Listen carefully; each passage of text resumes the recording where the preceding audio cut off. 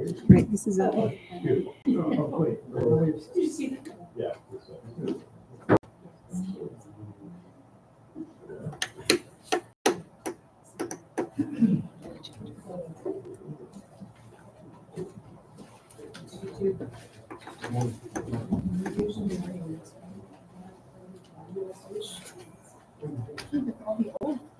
okay. Okay. We're up. Mhm. Everyone turn on the microphones, please. Yes, turn the microphones, please. In accordance with Section 5 of the Open Public Meeting Act, Chapter 231, Public Law 1975, be advised this notice of this meeting was made by posting in the bulletin board, town hall, and mailing to the officially designated newspapers.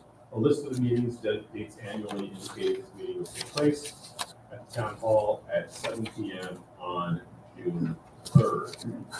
Joseph Caulfield, Here. Chandru Harjani, Here. Amy Lawrence, Here. Gary Rosen, Here. Regina Truitt, Here. Chairman Craig Plaitner. Here. I'm going to slightly out of order because we have some cases that are not going to be heard. So I see a bunch of people here. I just want to hear before we even get started. We can tell you what's going on in these cases. So if you're here for the calendar 30, let's start with this. Calendar 398624, which is MW of Short Hills. That application was carried to July 1st, 2024, with no further notice. Next up, calendar 399024, which is Samantha Levin at 28 Farbrook Road. That application will be carried to June 17th. The next meeting, no further notice will be given. And lastly, calendar 399424, St. Rose. St. Rose will be carried to 6/17/24 with no no mail notice, but with new Newspaper. Okay, so if anyone is here on those cases, they will not be heard this evening. And specifically on the St. Rose case, just to clarify, there will not be any further mailed notice to property owners within 200 feet. However, there is an issue with regard to the applicant's published notice in the newspaper. So the applicant is republishing their notice, but they will not be providing any additional mailed notice. And that is, again, as per the chairman, we carried to GM6.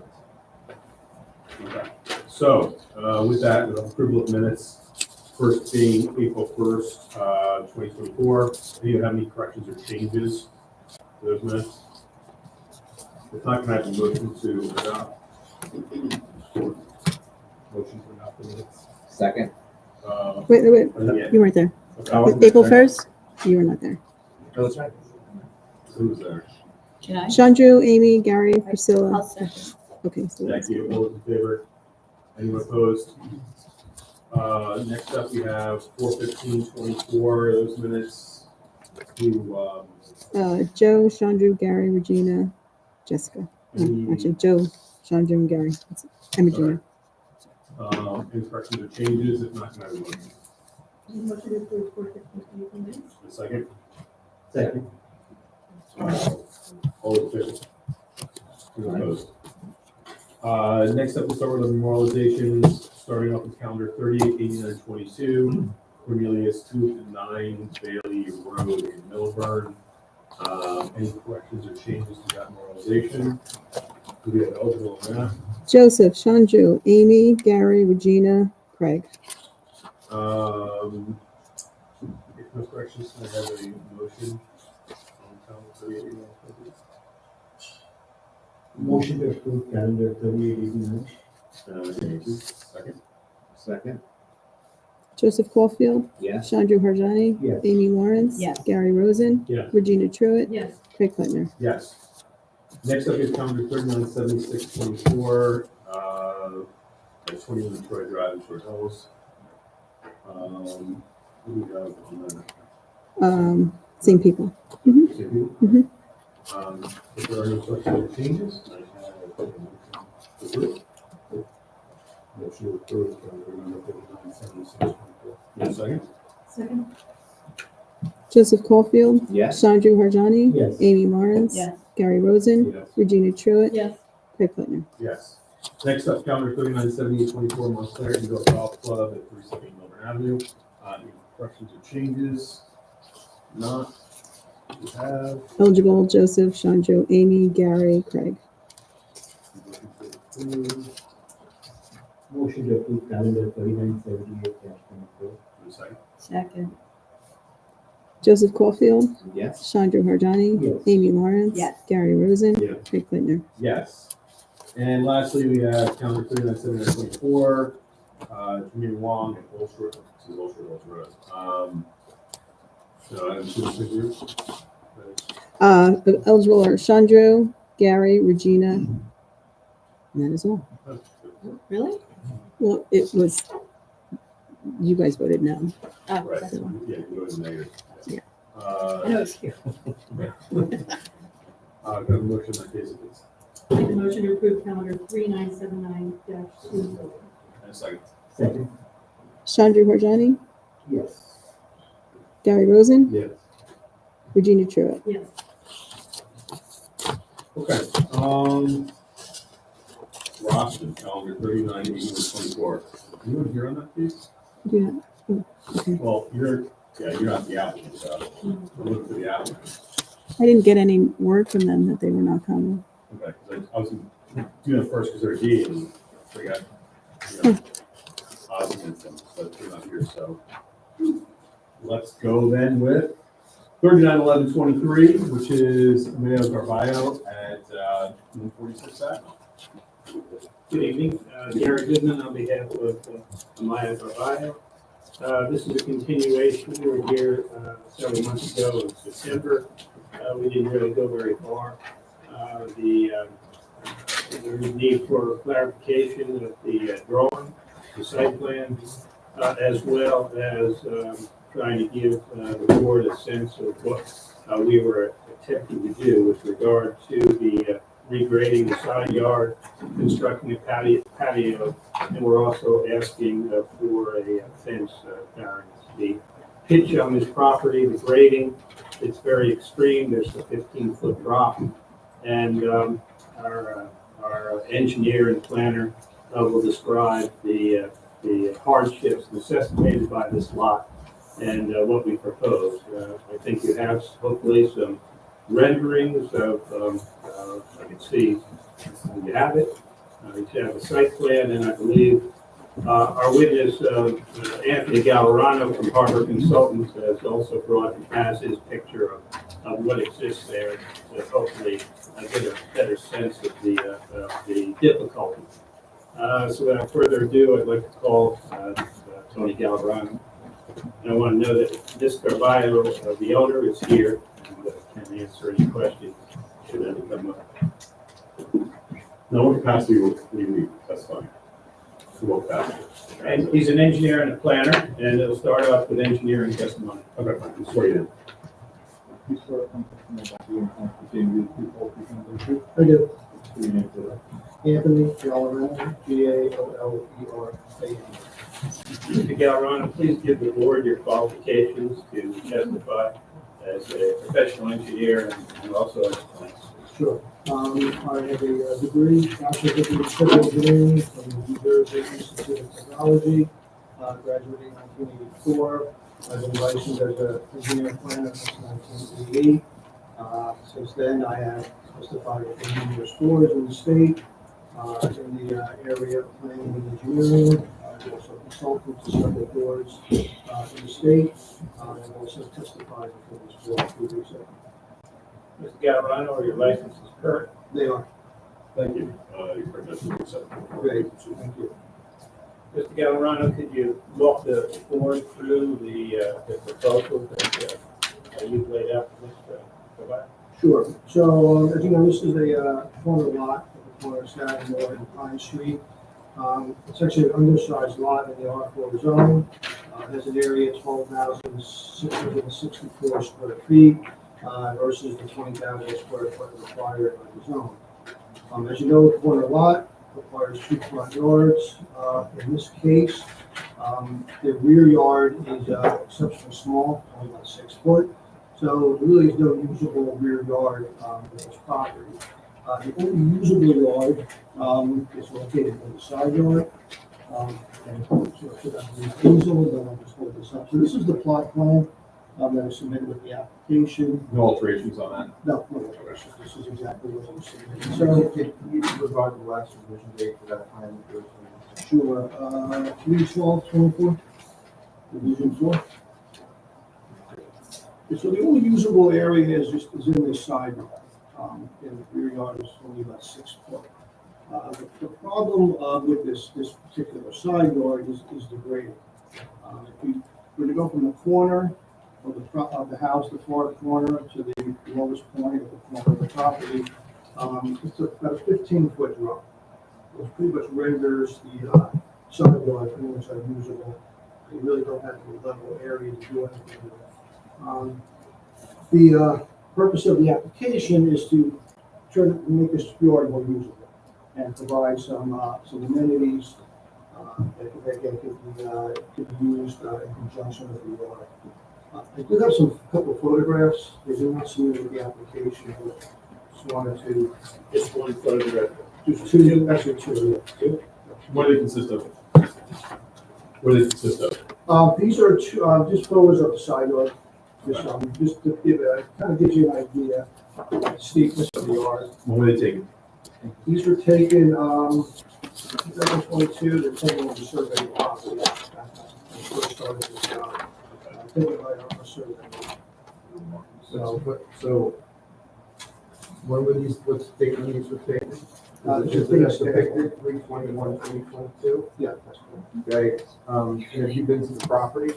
I have, I did this. Okay, is the condition of the property today as depicted in these photos from March 23rd, 2022?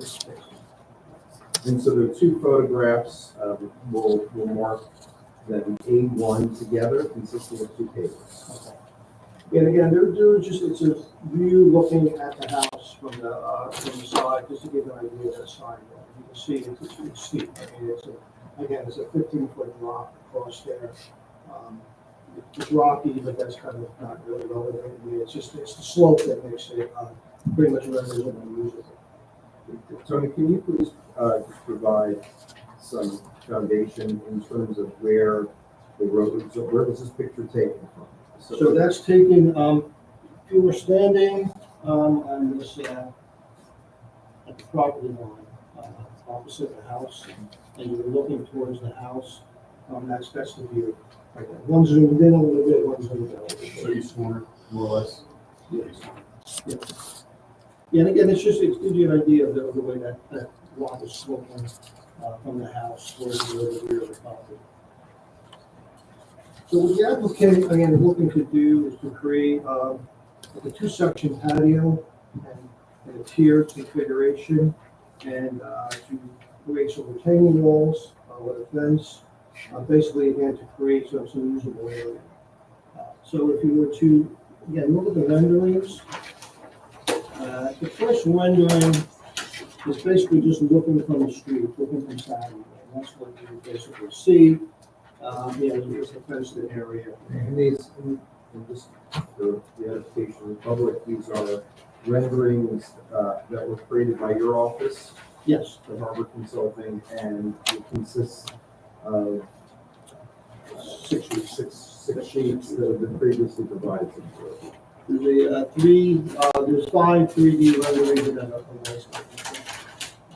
So again, just going through the sheets, as you can see, the idea is to utilize a tier configuration that works with the slope. Rather than try to create one large retaining wall to create some level area, the idea is to work with the slope and create, again, the tier configuration. There's 2 existing doors coming out of the side of the house. There's a sliding door and a man door coming onto an existing deck. On the right side and to the left side, there's a doorway coming onto the landing. So coming out of these entrances or these exits, you would come out to the first level of the patio that you see here, which has which would basically be for a table, some more table and chairs. And then there would be another step down, about 5 steps down to the patio that would be down at grade. And that would be, again, creating a level area for some chairs. And then the grassed area, again, will be leveled out by creating a retaining wall, along the two property lines. And, again, that's just to be able to create some level area. This retaining wall is, about 5 feet at the, corner, and then it tapers down to 0, and then tapers down to 0 along the opposite, side. So, just different, different views, you know, of the yard. Again, this is just from a different angle. And again, you see we have the existing exits, the first level, and then the second level. And again, this is to create a usable yard. And the concept of it here really is to be able to work with the slope and not have any one particular wall or any one patio, level of the patio to control. Again, there'll be landscaping in the yard, as you can see, a mixture of grasses, small evergreen shrubs, small shade trees, and some grasses and ferns.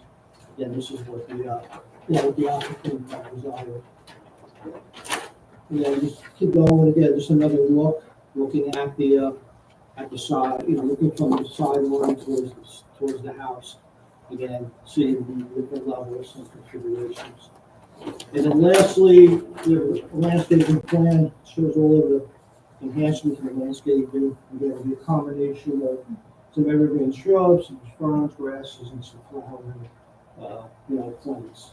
So that is what the applicant is proposing to do. Why don't you go through the variances that are required in connection with this application, and maybe make reference to the vendors with their perspective of where the relief is. Sure. Actually, what I was going to do next. So there's first I just went through the variance of the request. We have 3 variances that are required. The first one is the maximum accessory lot coverage for a corner lot, which is 7% of the area. That equates to 886.48 square feet. The applicant is proposing 8.6%, which is equal to 1,034 square feet. The second is the maximum height of fence and wall combination. Your ordinance limits that to 6 foot. What's being proposed is 11 foot, which consists of the fence and wall combination together. And lastly, Show me where you're hitting that on your. The measurement from the inside, right, not the outside. The outside, the only fence is visible, right? yeah, so it's actually in this corner here, is where the highest point of the wall is. So it's the exterior of the wall. Right, and that, so how tall is that wall back there? So it goes from 5 feet to kind of tapers down as you get, because it's like, this is not exactly depicted, this tapers a little more severely than it's shown, but it goes from maximum and then tapers down. How high is your fence? That's just 4 feet. Fence is 4 feet. Yeah, Where's the 11 then? Yeah, where's the other thing? it's a combination of the fence and the wall. What's together. 9? That's 9. Yeah,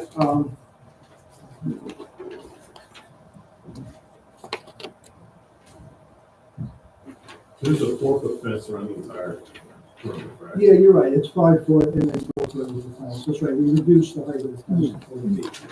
Sorry, I'm saying correctly. So it's really 9 feet, so it's 5 foot from the wall and then 4 foot from the fence. So you're looking for a 3-foot deviation. That's correct. Yeah, and again, the wall, the fence serves 2 purposes. It's obviously great privacy, but it's also for fall protection, so somebody doesn't walk off the wall. You know, so we just like to have something on top of the wall, just so it provides some safety feature. It's actually required by code that we have that fall protection. So kind of serves a good purpose. So that's the variance for the combination and the height of the fence and the wall. The coverage, obviously, is the coverage, and that's just the 7% limitation on the corner lot. And again, that's created by the new patios. And then the steep slope, again, this area, under current conditions, again, is extremely steep. And for your ordinance, that's considered a steep slope, and the limitation is 1,000 square feet. And in this case, we're proposing to disturb 1,863 square feet. Without that disturbance, it really wouldn't be possible to regrade the yard. So again, we're trying to minimize it as much as possible, but most of that steep slope area, if we go back to the plot plan, is actually in that side yard. And we have that area that's kind of shaded with some dots. That's the area, there's a little bit of area in front steep slope, but we look at what we may disturb on the side yard, again, just to create that level area. And again, I believe that, being given the undersized lot, the corner lot, and the topography, I believe that this can be represented as a C1 hardship variance.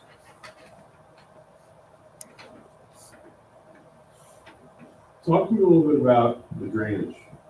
Drainage, yes. So I need to get this in there. So we're proposing an inlet at the corner, the furthest corner from the house. That's actually the lowest spot, and that would be piped.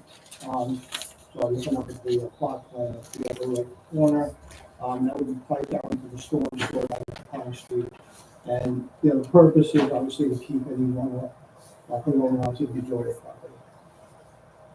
Did you have to put a driveway in there?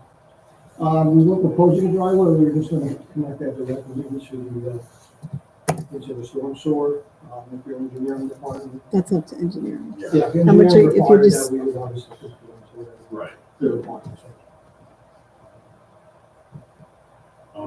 Anyway, so you're at C1. Talk to me a little bit more about that. Yeah, so again, there's, the undersized lot, again, this is 12,664 square feet, as opposed to the 20,000 square foot required. So, at 7%, it does put somewhat of a restriction on the amount of area. And we kind of configured this here. I don't know if you remember from the last application, or the original application, we did scale this back. So we tried to reduce the patios to what the minimum was the owner feels would meet their needs. So it does create, the undersized lot on the 7%. Does report, again, just put a restriction on it to rise to the level of a C1. The wall, the height of the wall and the steep slope kind of work together, because in order to grade this property, to make it usable, there's really no way to not disturb the steep slope. Again, the height of the wall, there's no way to, grade this and create any kind of a level, somewhat level area without exceeding that combination. And we did try to use that tiering of the patios and the wall, not to, again, have any single element that's too tall. Try to keep everything reasonable rather than trying to, put one 10-foot retaining wall around the property. So, again, it's just due to the topography, there's really no other way to do this without creating that disturbance or without exceeding that height of the wall fence. So this fence you got here, this thing is a big above ground pool. What does that thing mean? It's vinyl. That could be an open fence if needed, Like a state. like a picket type fence, metal fence. Like I said, obviously it's how you drew it, but to me this thing looks just like a. Yeah, no, that big could above be, ground pool. you can discuss that, I'm just like, that's fine. Maybe we can, if it was more suitable, we would open. Yeah. The box up on the top, that's just your HVAC beside the box and everything like that. Yeah. And the existing deck is gonna remain as is. Yeah, just need that.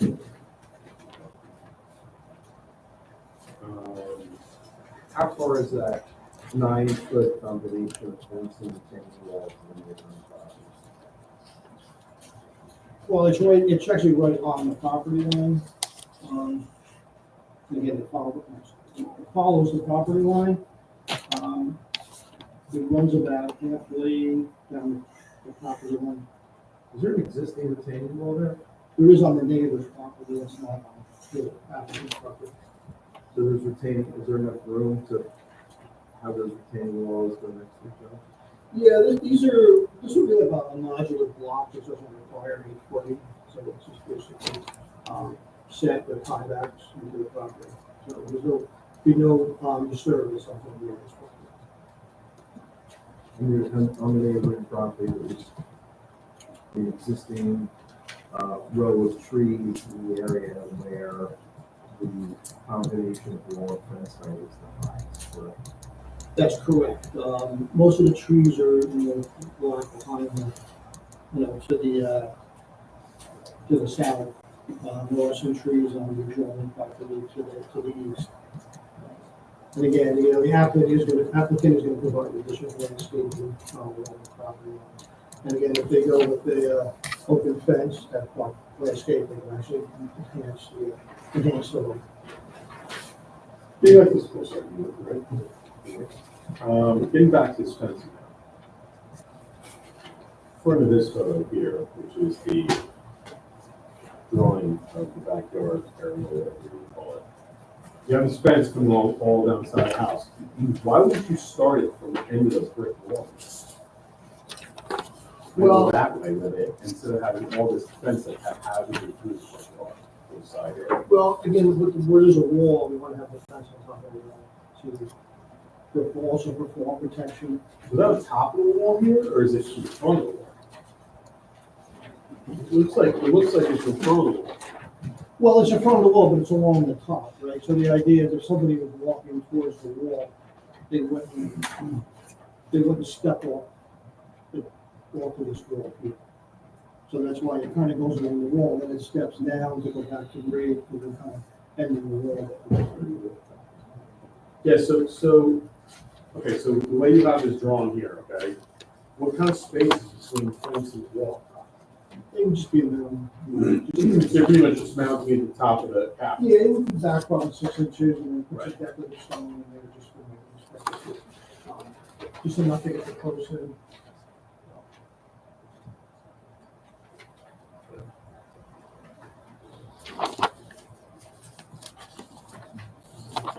Any questions? Anything else to add or? That's it. I don't see much. Any questions from the board? What are these walls made of? This is like brick here, and what is the wall here?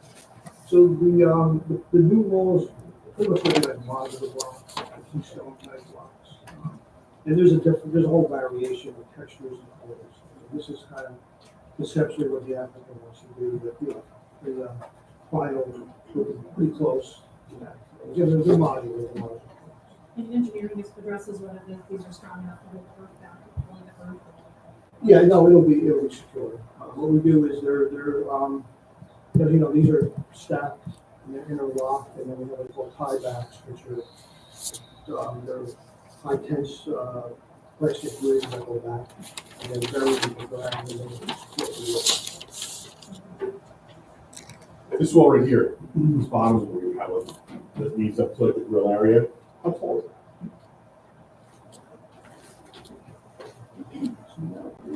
Is,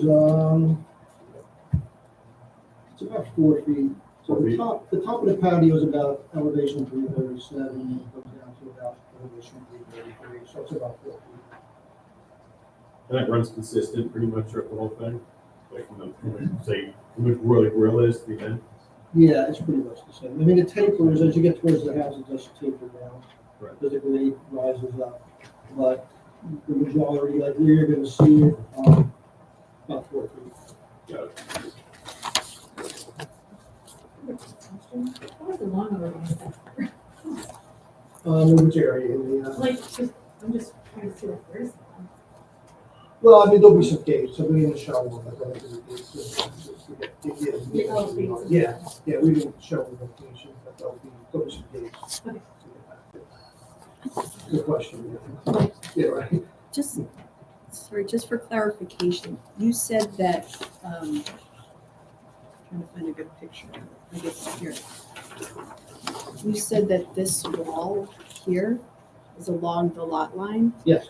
I assume it's set back far enough from the neighbor. I mean, it's not listed, but I'm just checking. Yeah, it's be back, I mean, it's runs along the property line, but there'll be some separation. You know, So it conforms.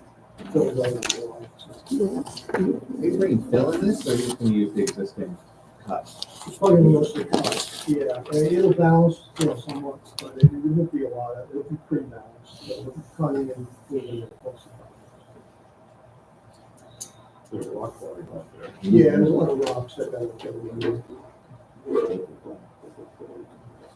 Right now, they're kind of stabilizing the property.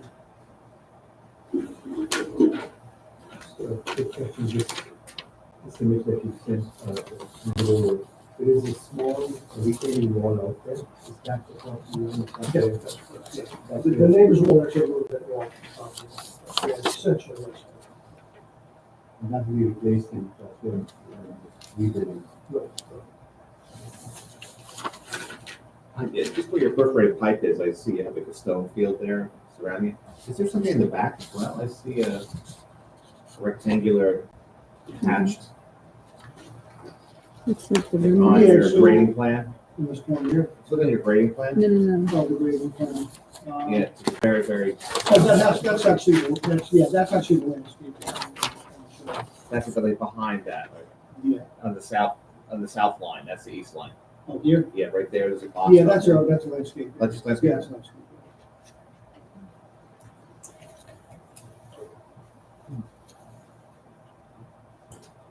Any other questions? So just to clarify where we are for your request for relief, we're at the 1.16 deviation on the accessory use coverage. You're at what is it, we have 3-foot deviation, Yeah. 3 foot. right? 3-foot deviation. You just keep like service remains at 862 feet above the ordinance.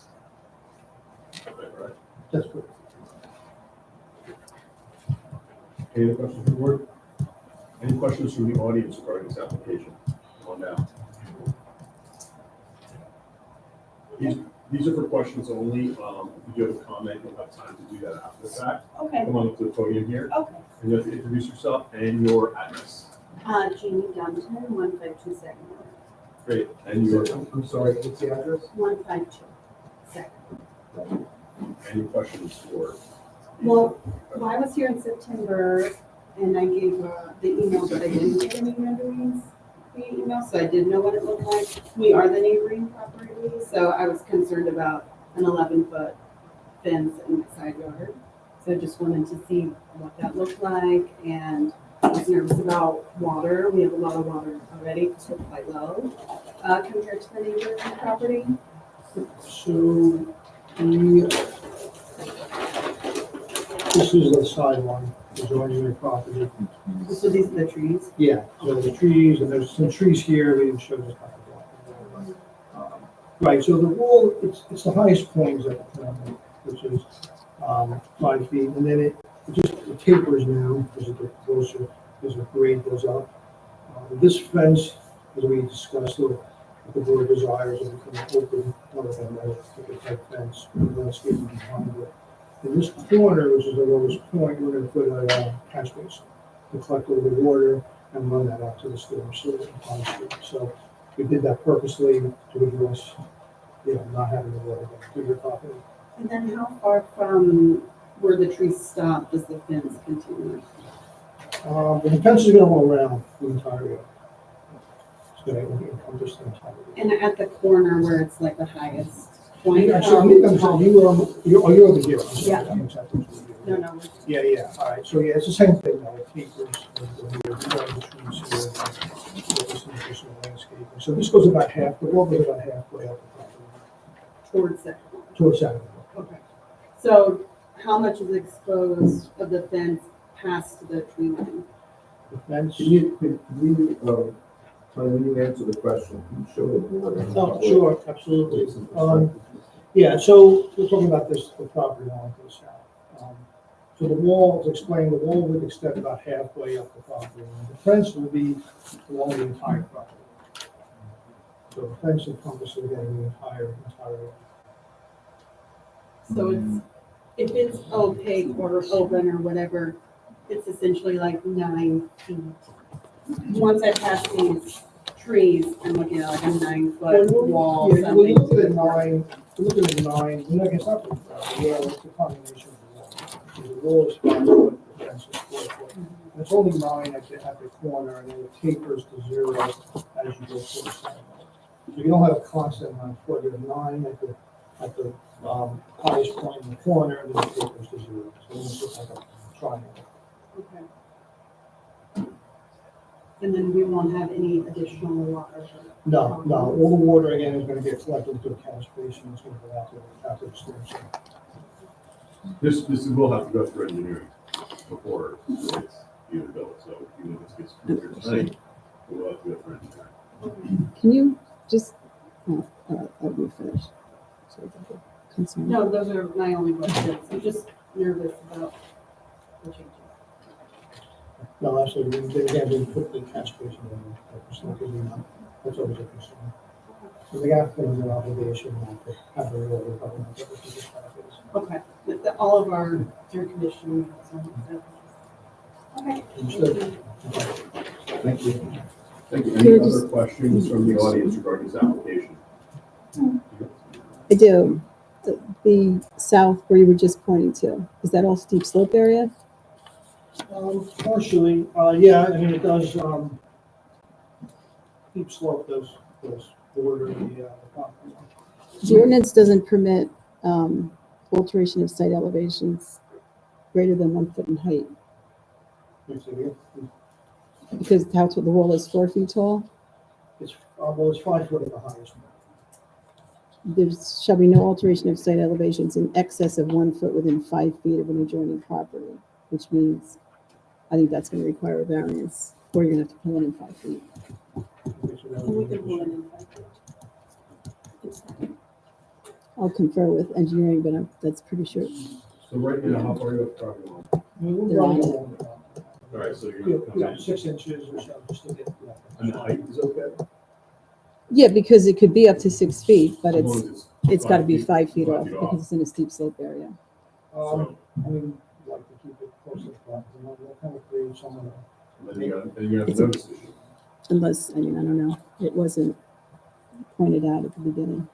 I didn't catch it. And how much constitutes that alteration? I mean, how many years? It's probably, well, this is steep slope here, so it's probably, maybe 15 feet, How much? in 15 linear feet. Yeah, I'm The just portion saying- that's in the, Yeah, like 40. I steep would say slope. maybe 40. because it doesn't really start until midway through that planting bed there. 50 feet, 50 linear feet? Probably 50 along the south. And then- Right, but only the portion that's in the steep slope is affected. Yeah. So, Oh, how you know what I much that mean? is, It's right? maybe about 20, 15 or Half 20 that. feet. How about the backside? None of that is in the steep slope. It's the slopes are where the patio, Right. that's the only slope area. So it is really closer to 15? If it starts, it starts about the 331 line, maybe 20, maybe 40 to 50, even with the steep, probably even with the steep slopes, it's 40, 50? It's over one, you said over 1 foot, is that right? anything, what you're restricted to 1 foot. Yeah, I would say it's probably with the steep slope. I would say it's probably more like 40 feet.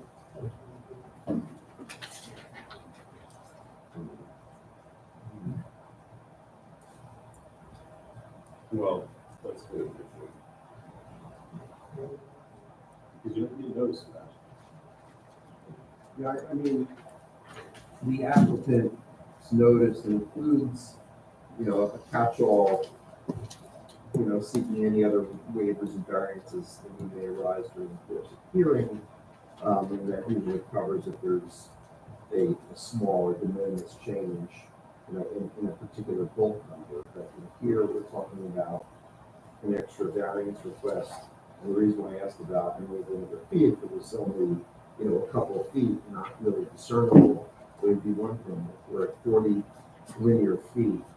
I don't think it's 40 feet. Or- I don't think it's 40 feet, because this is the only area of steep slope. So the only area we're concerned with is from here, because this is where your steep slopes are. So we're concerned from here to there. The one up, you're right, I'm sorry, I was counting the entire, the Yeah, wall, right, I know the what wall that- is only 20 feet. It's That's about correct. 20 feet. Yep. It's not the Right. whole length. My mistake. It's just the portion, Yeah, it's about half of that. It's Yeah, about 20 um, feet. 20 feet, so yeah, I was counting the entire Yeah. length, okay. So the question is 20 feet de minimis. Well, Or do you you know, pull it it's in really for that? up to the board how it views that. I mean, there's a reason why applicants have catch-all provisions is to, cover circumstances where something that was, inadvertently, not asked for by the applicant, originally submitted. At the same time, it really ultimately becomes the risk of the applicant. So if the board ultimately approves the application, someone could potentially file an appeal challenging the notice. That really, falls, to the applicant to really make that decision, although, any lawsuits that would, of course, the board is a party. I think it's significant enough that I would not be comfortable unless it moved in 20 feet. We'll take it off the table, but it's not going to get into this application. I think the applicant would then bring it back 5 feet in order to eliminate that added. And then I can discuss the matter with the engineering department, but I'm 99% sure that's how they would view it. Yeah, obviously. If they disagree, and, Yeah, but I would say disagree. that would be the best. Wait, that's the best. Okay, if you bring it, let's play that, you bring it over 5 feet and you eliminate the variance, does that change any of the relief that you are asking for in terms of steep slope disturbance, accessory lot coverage, or maximum height of fencing width? No, it would not.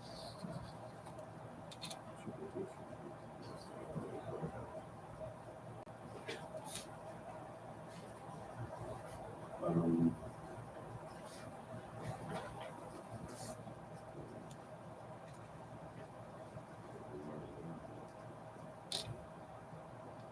Any comments from the audience regarding this?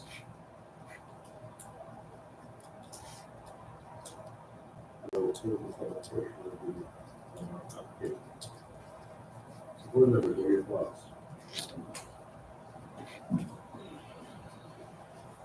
Just, if they're bringing the fence in 5 feet the entire length, or to the wall in, the entire length, Yeah, if you don't.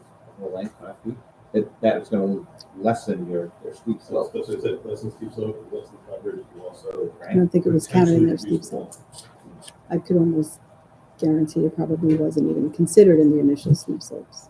Because the way I read it was Yeah. wall, fence, wall. Okay. so, and it's not the whole thing that has to come in, it only has to come in For that, for that. For that roof. Yeah. Right. So if they opted to do that, it helps them if it Mhm. reduces their steep slope. But it's small. So what are your thoughts, folks? So just a clarification, so if you bring it in 5 feet, what does that do to the side here where it's like right on top? That other retaining wall is. It's on the other It's side. not- It's on the other side. Okay. Yeah. And also just clarifying, you said the fence goes around the property line, but it's only the back. Fence, right? That's fine. Well, it's not, it's in the side, Side yard, yard. so it runs across. The side yard is just Yeah, but it's functional, not but it's not encroaching. going front. They took that out. So, I guess I'll start with some thoughts. So, so this is, an undersized lot that has no backyard.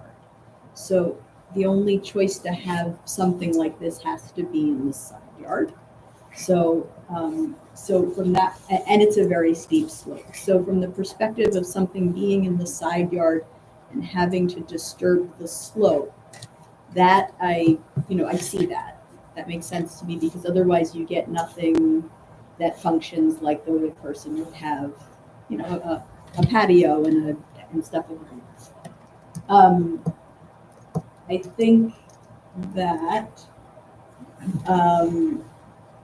you know, I don't know if the accessory use lot coverage is something I have issue with or not. It is a lot of patio maybe, but I'm not, you know, given that it's perhaps a smaller lot size, I don't know if I'm so troubled, although it could be maybe more conforming, but you know, it's just a thought. The height of the fence and the wall, I think if it's already 4 feet sticking away, keeping fence on top of a 4-foot wall is odd. I don't like that it's closed off like this, as you said. It'd be nicer if it was open. It's a little odd to have this sort of fenced in thing in the side like this, but it seems to also be a requirement that it's on top of these retaining walls, and if you have to have them, I'm not sure how you really get around that. It's really most of the yard. So those are sort of my thoughts on this. So I'm not sort of going one way or another. I'm just throwing out my initial thoughts.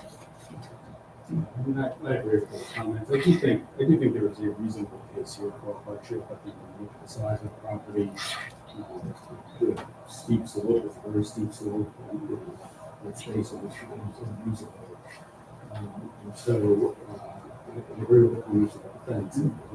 It's currently designed, but I think the applicant has come back with a little bit more reasonable proposal in terms of the accessory use coverage, and so I think I would be supportive of the application.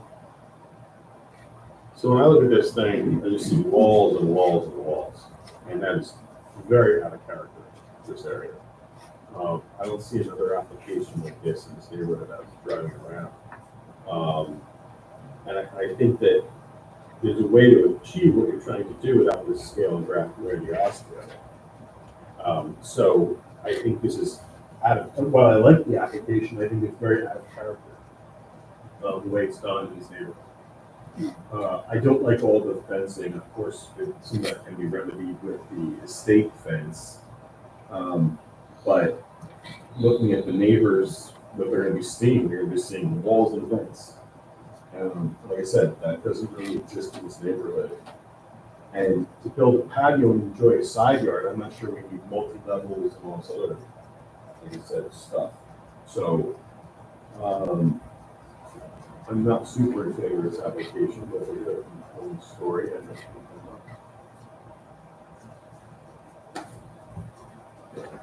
I'll go, not a fan of the fence as it's shown on the renderings. It looks, I like it above ground pool, is exactly what I thought when I looked at it. I also see that, you know, on the west side, or the wall that's closest to Sagamore, there's a fence continues along that. There's a wall that's to the west of the building. And I can see why they need a fence above that so no one falls off that wall. But then there's another maybe 15, 20 feet of fencing that's just superfluous, I think, especially since we're maybe trying to keep that Sagamore Road feel that's there. Well, I guess to that point, this fence isn't necessary too, right?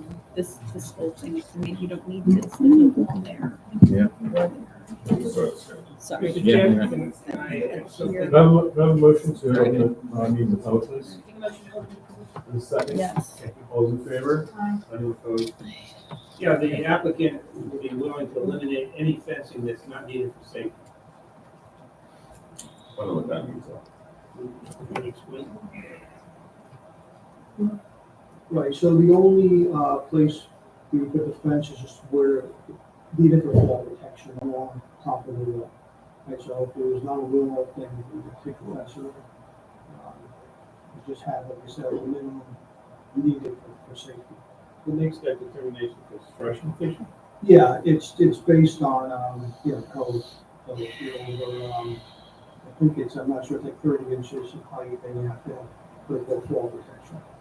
So we can figure out where that height, the limits of that height, and, if this is approved, we can go for building permits, and that can be verified by your zoning officer and your construction official. But I would just again, the minimum needed to, just for protective wall protection. I will disagree with that. I wouldn't buy that. Just like, I want to see where we have to be and how we go. I mean, I think given the fact of the relief that's being requested, even though this is not an application for site plan approval, I think just simply saying we're going to eliminate the fencing except for where it's needed on top of the wall for code purposes. I don't think that allows the board to fairly assess the application, particularly pertaining to the. Well, we're offering only if, in the event the board thought there's too much space. If the board doesn't think there's too much space, then we would be asked to propose that. That was kind of a mitigated measure.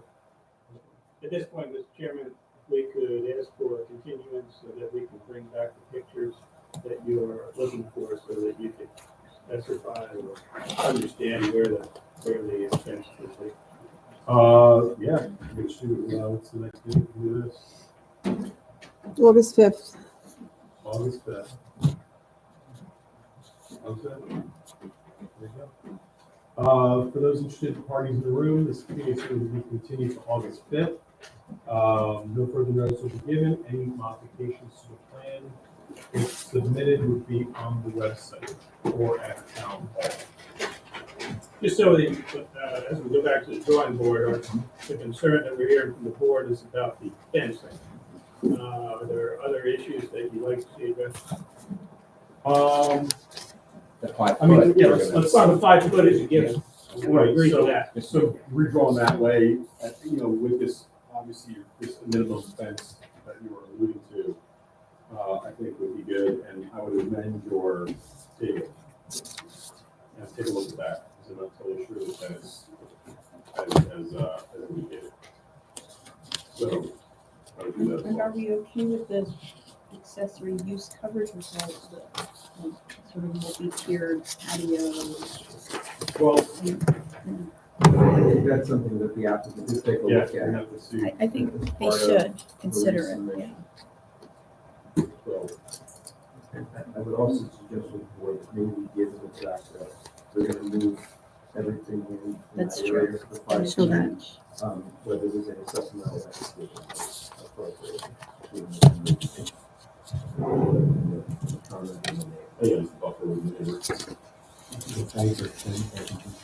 Style, the fence Yes, style. yeah, and redraw it within the state fence. I suggest if you're interested in this, that you circle back with them and take a look. Okay. Thank you. Great, thank you. 46 East Hartshorn, I believe, showed They're up. next anyway, so. Okay. Next application, city calendar 3980-124 is carried through 520. Matthew Del Austin at 46 East Hartshorn. How are you folks this evening? Thank How are you? you.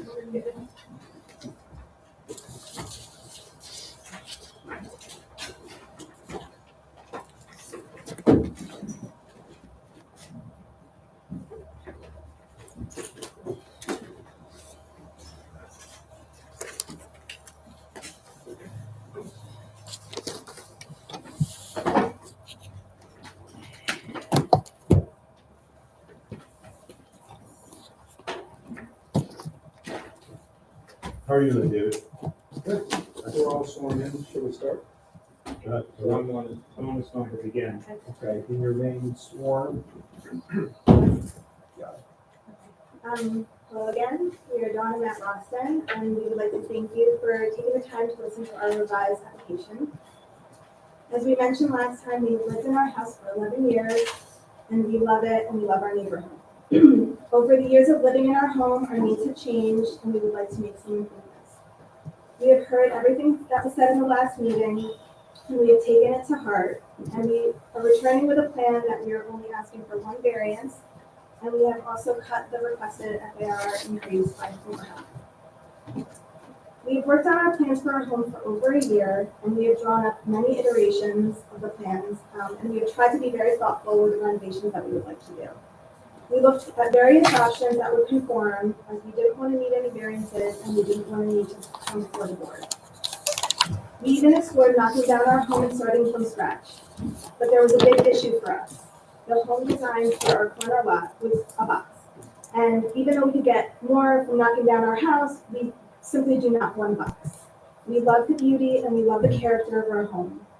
We love that we have a central hall colonial, and we feel that it looks great on our street. And this is one of the reasons that we chose to do an addition in an area of our home that would least impact our neighborhood. It is tucked away between two parts of the back of our house and cannot be seen from either street.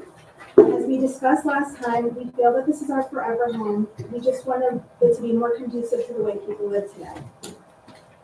Since we did not have the opportunity to respond to the last meeting, we would like to take a few moments to clarify a few things.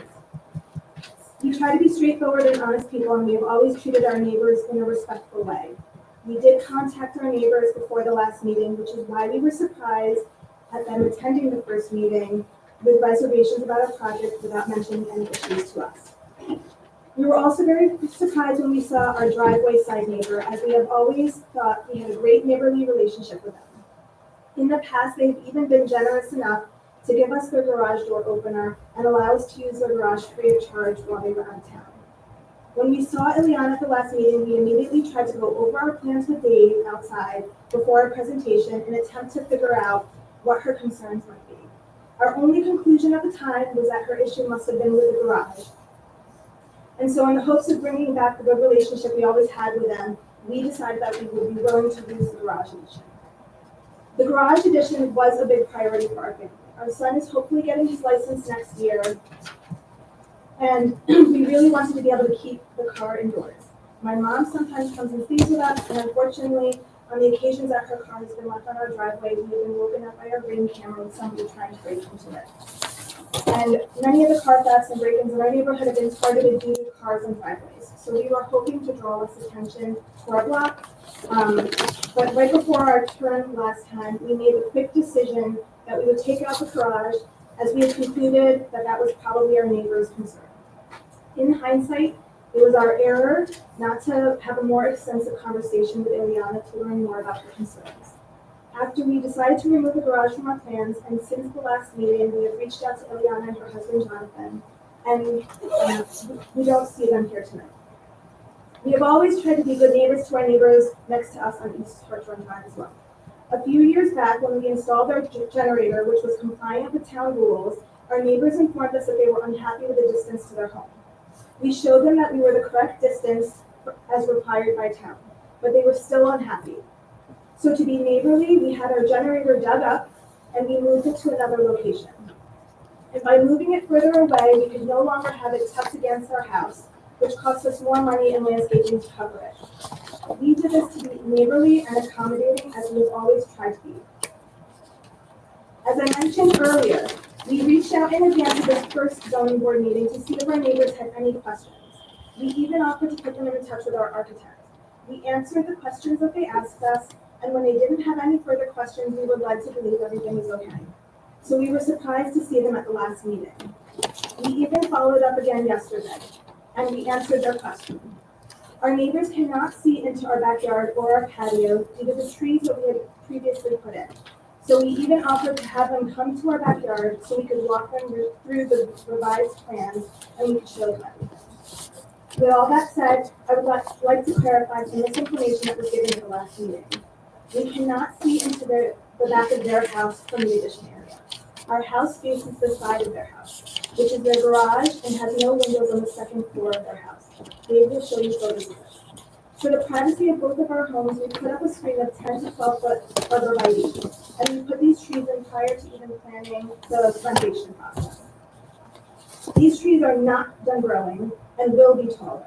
We installed emerald green arborvitae trees that can grow up to be even 40 feet tall, and we specifically put more of them to have them grow together and create a solid hedge, so you will not be able to see through it.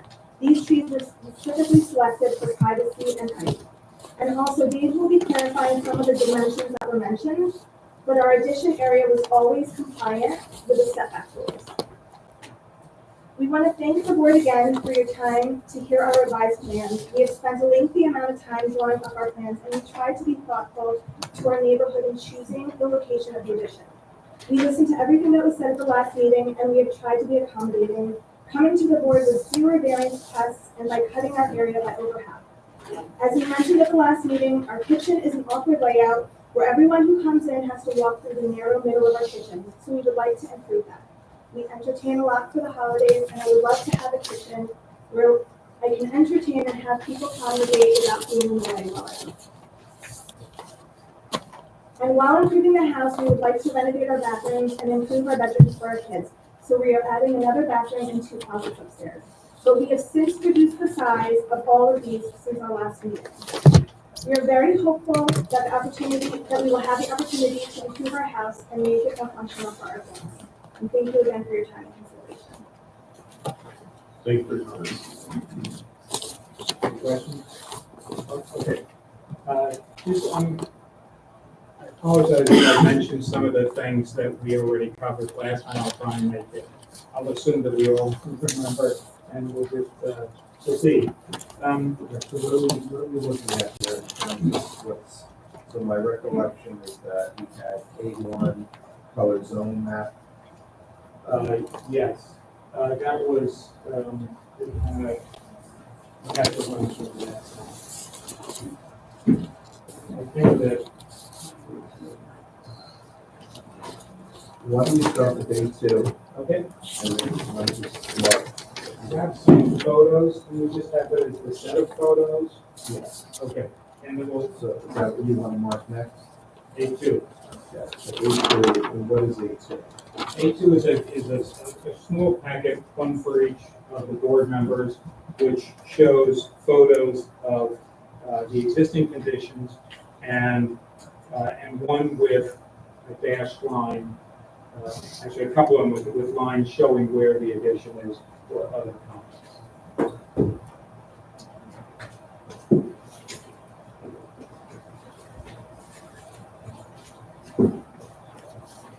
We were for, so, board secretary upstairs. Is that A1? Okay, so A, The so photo down there, A2 is that for your the A1? record is What's going to A1? be It is, a packet okay. of photos. Looks like it's consisting of 5 sheets, right? David? Yes. Right, and with some identification and some language that is superimposed. When were these photographs taken? It says on each photo, I think, when they were taken. So first one is a Google Earth, as is the second. Those are both downloaded end of last week. Then there's a photo. The third one is a photo of the indented area on the back of the Rostins house with a red line and a blue comment. That was taken June 1st. Then on the next board, there are 5 photos, all taken on May 29th. And the last one is simply a blow-up of the one that's in the lower right on the prior page. Okay, so Nick Giuliano is Yes. associated with you, Yes, he's an architect in our office. and these photos within this A2 packet accurately reflect what the property looks like today. Yes, other than the comments that were added, yes. Just the photos. And I'm just going to give the A2 to Eileen so that she has that. Or you can whatever you want. Okay. So in looking at the photos, the first one simply shows an aerial view of the house. The Rostins house is here on the corner, it's at a little bit of an angle. And the addition that we're proposing requires a single variance for floor area ratio 1.7%. The 2 other variances that we Wait, have. I'm sorry. Yes. The only variances for FAR, the maximum permitted in the zone is 30%. Yes, and this is, yes. And the proposal is 31.7. 30.7%. Yes.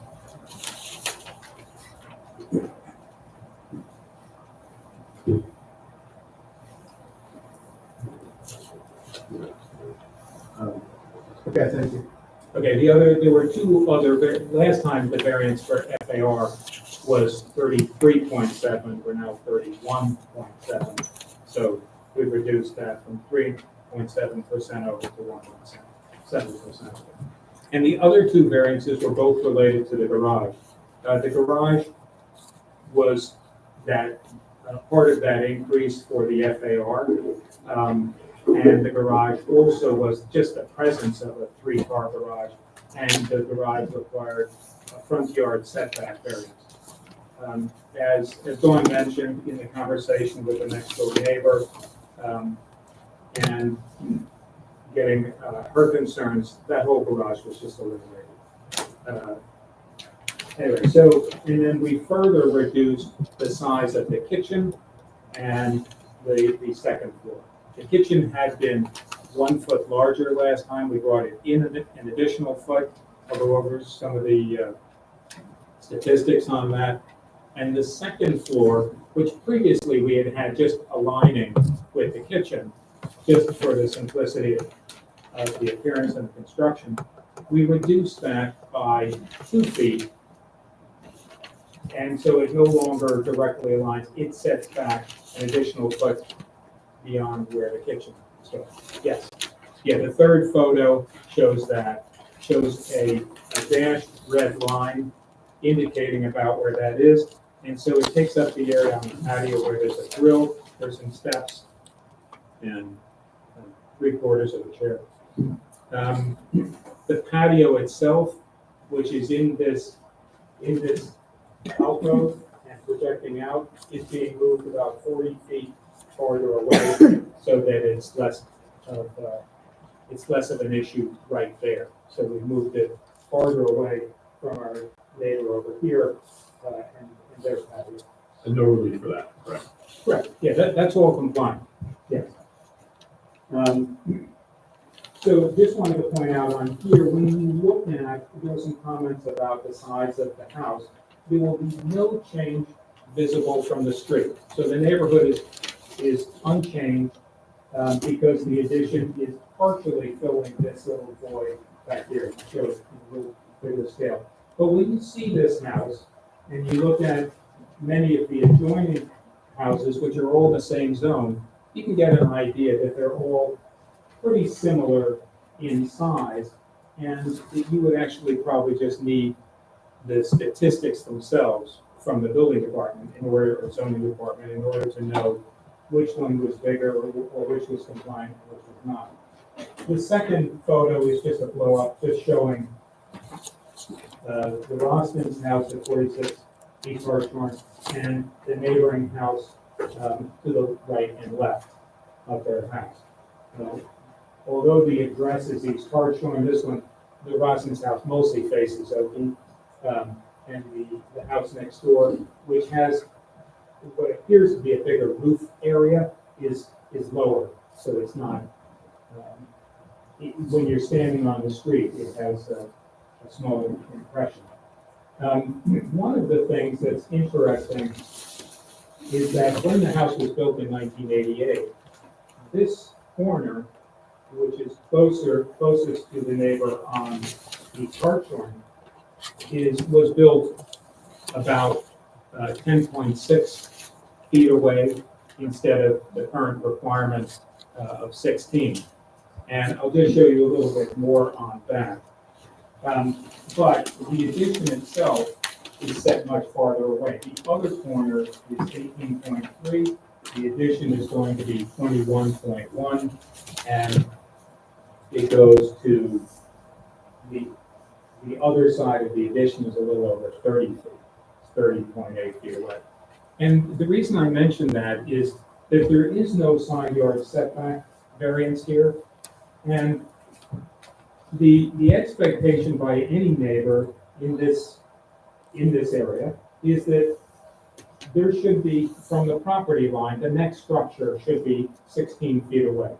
The existing house has been there since 1988, but the addition itself did not come, we didn't make it flush with either of these. This one happens to stick out a little bit farther. But we have it, if this corner is 18.3, as I mentioned, the beginning of the kitchen addition is 21.1. And that's just an indication that the expectations that an adjoining neighbor would have, are met in this. Now, in one of the other photos,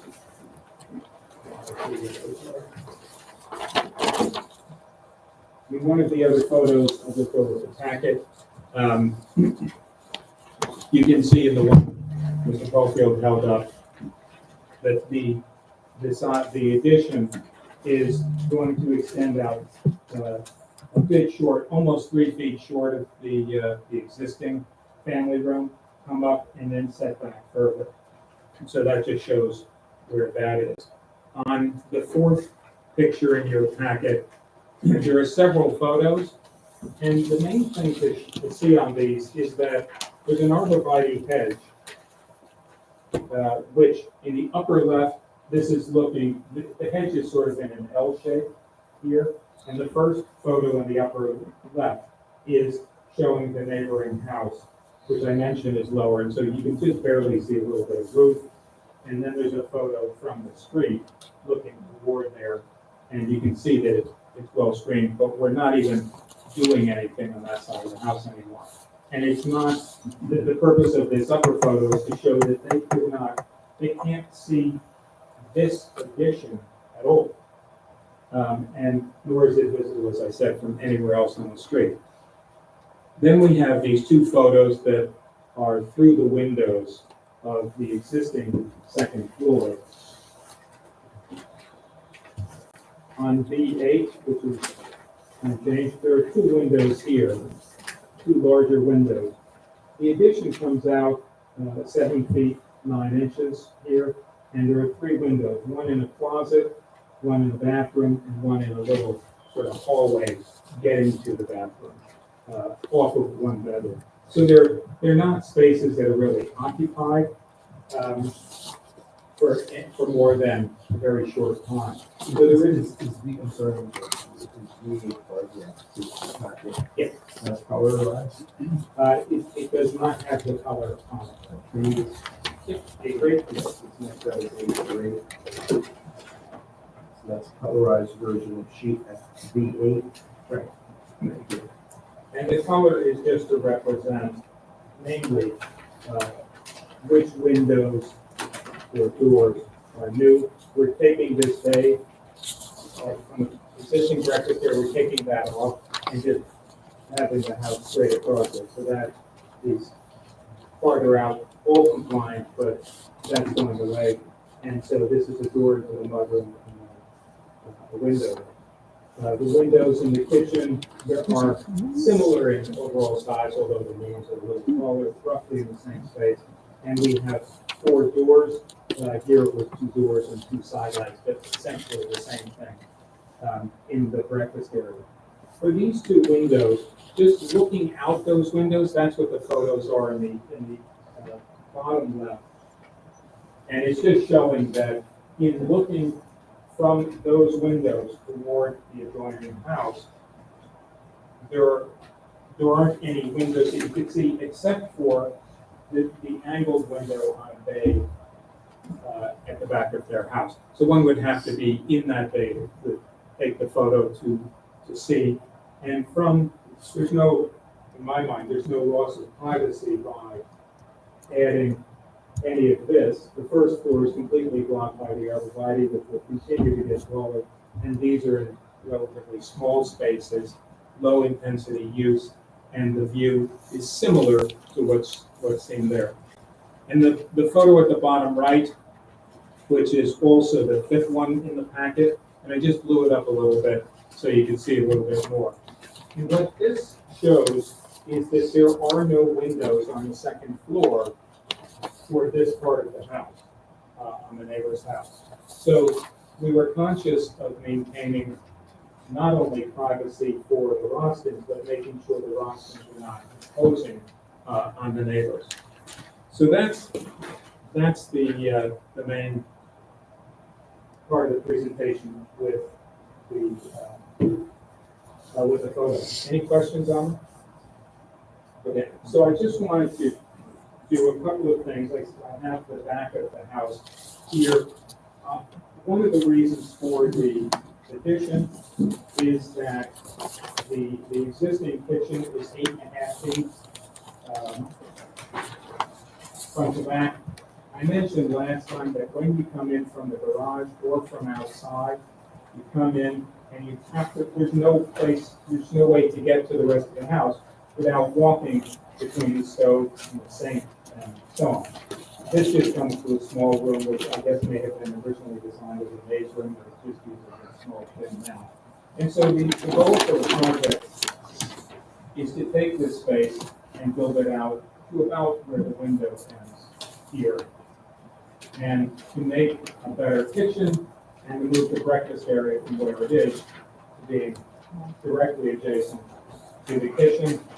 And in doing so, we're adding this additional space. We're going out 8 feet 9 inches on this floor. And on the second floor, when we looked at it more carefully, considering the comments by neighbors and some of the board members, on the second floor, we reduced that to 7 feet 9 inches so that it fits sort of a standard walk-in closet instead of being roughly 10 feet that it was before. We have a proper mudroom now, kitchen, breakfast area. On the second floor, those 2 windows that I mentioned are in the hallway. One is at the top of the steps. And the intent here is to make a closet for the primary suite and a bathroom and closet for this back bedroom. There's some other changes that are happening. Other bathrooms, the laundry rooms are being redone. So that's really the scope of the project and and to do this, we're seeking this single variance for 1.7% on FAR. What does that correspond to? 284.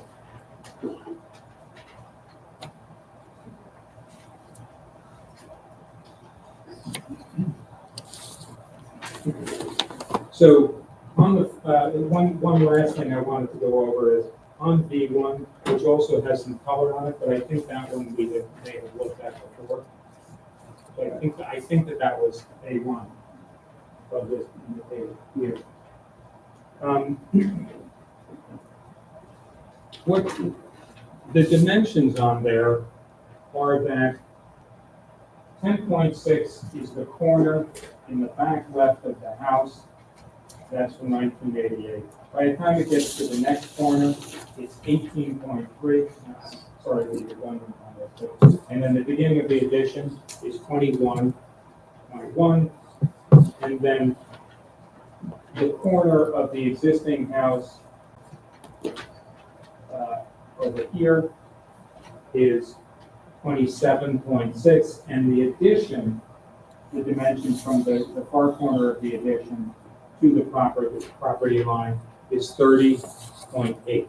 The record reflected was further marked up. Yes. Okay, so this is an FAR variance which requires 5 votes in favor. We feel that this can be, this addition can be done without substantial detriment to the public good and without substantially impairing the intent and purpose of the zoning plan and the zoning ordinance. It does satisfy the sort of 3 of the, actually there's sort of 4 basic ideas, but the first one is promoting public health, safety, and welfare. Second, providing sufficient space and appropriate locations for residential uses. And by that we mean sort of the kitchen is in the right place, the flow is a little bit better on the inside. And the site can accommodate the proposed improvements. The building coverage, which is allowed to be 18%, is now 16.3.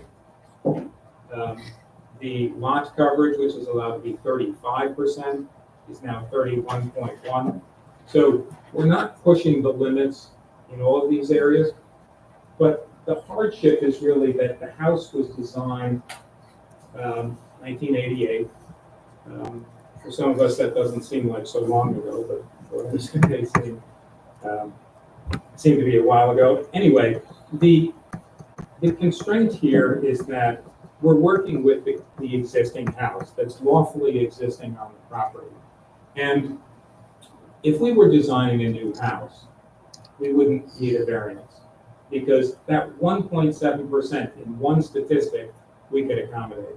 But it doesn't, the house doesn't lend itself to cutting a little bit off of each room in order to be able to meet those goals. And so that's sort of that's what the zoning board is in business for, is to make those choices about balancing the community interests versus the individual property rights or desires. And here, the community interests we feel are well served by this application. The streetscape is absolutely unchanged. Nobody can see it even on an angle between houses, and that the hedge that already exists, it's not one that we're promising that we will put in, it's already there, and they put it in before I even met them, which provides privacy both ways, and I think works very nicely. So I understand that it is a variance, it's the single one. I don't think that there's anything that rises to the level so as to constitute a substantial detriment to the public good. And I welcome any comments and questions. Yes. Nitpicky, this hedge. Yes. These emerald, I believe the owner said these were emerald or are they junk? And there's a reason. Yeah, I'm not sure which one they were. I thought that they were. Go ahead.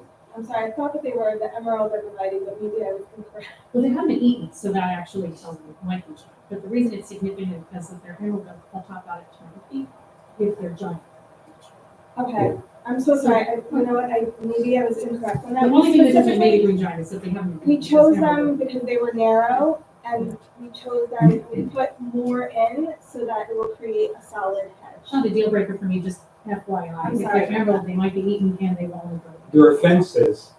There's a fence around the backyard. So there's a fence that comes along sort of along the property, and you can see in that photo you're just looking at that there's a gate over there as well. You touched on this a little, and I'm not even sure if it's required, but just, if we were to write up this resolution, would it say something about hardship, peculiar, are there things about the property to meet our burden of proof that should say, we should feel that there's some real hardship goes on? Would that be part of this variance? Yeah, sure. A couple things. First of all, the question on a couple of purposes using as to why the absence of the positive criteria is not. And while it's not really a hardship case in terms of a C1 case that you're typically looking at, right? Like hardship because of existing conditions on the property. I do think in terms of the burden of proof on positive criteria for FAR, and whether the site can accommodate the increased FAR compared to what's required in the ordinance. I do believe it is fair to at least consider what the applicant is dealing with in essence going in. You know, in other words, if they don't want to knock down the house, and we heard there was some testimony that stated that they could knock down the house and produce a fully conforming house, but they don't want to do that because of the character, because of some testimony on that. So I do believe that the quote-unquote hardship of the existing condition on the property is a relevant consideration for this board in terms of positive criteria. But do we have to say that the lot is peculiar in any way, or not, is the hardship? You do not have to say that the lot is peculiar. No, because again, it's a D4 F4 area ratio variance, where the applicant has the burden of positive criteria to demonstrate that the site can accommodate the FAR in excess of what is required. So we're not registered, we're not required to prove this. There's a No. hardship. Your lot's that's oversized shaped. in the zone. Okay, but that was my question, like, is there just a hardship based on the? No, you see that.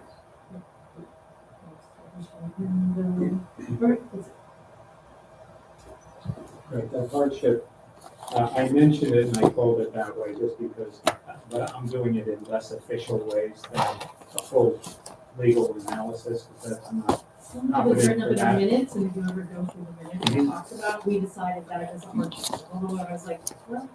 let's Yeah. see. Hardships are something where, as Mr. Simon mentioned, there are C1 and C2 variances. In 1984, they changed the regulations to say that it doesn't have to have a hardship.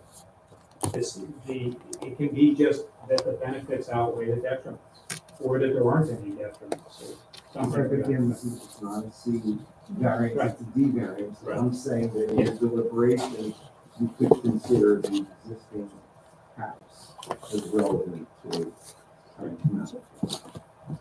And in this case, it would be the kitchen doesn't fall well, is that the hardship? Or the house which is legally existing, it goes to structures that are legally existing on the property. And that if it makes a sort of conforming development unfeasible or impractical in some way. So there's no demand for hardship, only positive hardship. They do not need to demonstrate that there's a hardship. But if you choose to decide that there is some sort of hardship, then they actually assist the applicant. Yeah, no, I'm looking for those cases. Yes, yes, I don't know if that's, Yeah, thank you. that's. Any other questions for? Couple of clarifying questions. I think he's moving forward at all. When they're purchased, they're usually purchased within a range, and the range was 10 to 12 feet. That's when they go in. They're supposed to be somewhere between those two. These went in between 1 and 2 years ago, I think. And so the way they look now is basically the way they went in, because first year, all the activity's underground, and it's the second year, really more the third year where it starts to actually grow. These will grow up, these could grow up to be easily to the height of the gutter line on the second floor eventually. Depends. It may depend, yes. Maybe it depends. I mean, I've seen arborvitae's are cedar trees, so some of them are hybridized for certain purposes. Second clarifying question, I think you mentioned twice about the nearest point to the neighbor's house in East Orchard. Yes. Like 10 feet and some inches. Yes. It should have been 8 feet. It is like. No, 10 feet to the property line. right now, in 1988, and I don't know who the zoning officer was or what the deal was and so on at that time. Not that. But this closest point is 10.6. We are not touching that exists, that's allowed to continue existing. Then the dimension of the other corner of that same piece, because the house is not parallel with the property line, it's offset. The other side of it is 18.3. Our addition on the first floor is set in further, so it's at 21.1. The second floor is another foot farther back at 22.1. And then the corner, is this clear enough for you to see? The corner at the other end of the addition is 30.8. And then I have one other dimension, which is, again, the next corner of the existing house is 27. But the main purpose was to say that although there is a corner of the existing house, if we did nothing, that would just stay where it is at 10.6. Our addition, the back wall of the addition is at its closest 18.3. The requirement is 16 feet. So we're in very good shape on the setback, the level of privacy, all of that. And the second floor sets back. And then as the addition goes away from that 21.1, it gets farther away from the property. And this 10.8 predates the applicant's ownership. It was before. Yes. Yeah. 19. There's no variance. 1988. Any other questions? Quick one. Yes. So it's a very small amount you're asking us for, 1.7%. Yes. Down a lot, which I really appreciate. Just going to throw this out, this question. It's so small. Can you make it more? There isn't an easy way to do that. We want the kitchen to be able to function properly. Even if we took the second floor off we would still have an FAR variance. So the question is there any way you could make this conform? And still have functionality? I don't think that, for the targets that we were hitting, for how the house would be. This house, since 1988, has had a kitchen 8.5 feet wide. People have gone back and forth. We're trying to improve that. And in doing so, we're trying to put in an island so that there's a public side and then there's the cook zone. It's safer. It's a much more up-to-date way to design a kitchen. If we didn't do anything, yeah, it would be conforming. But the whole point for the project that we're really intent on doing, it does need an FAR variance. Yes.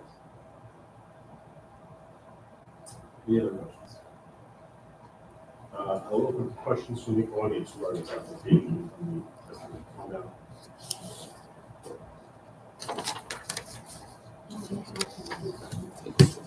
For your name and address for the record, please. My name is Wei Ling. Address 44 East Street. Sure. Any questions? Okay, so, yes, so on this, so there are two proposed landings and steps on this road facing east commercial. Yes. And then apparently road regulations include here. So here, it says that there is no change in terms of the impervious surface in the front yard using commercial. So how is it that there's no change while we have two, new landings? So that's Right. Okay, no, I'm glad to answer. I believe that requirement is within the required front yard, which is different than the front yard.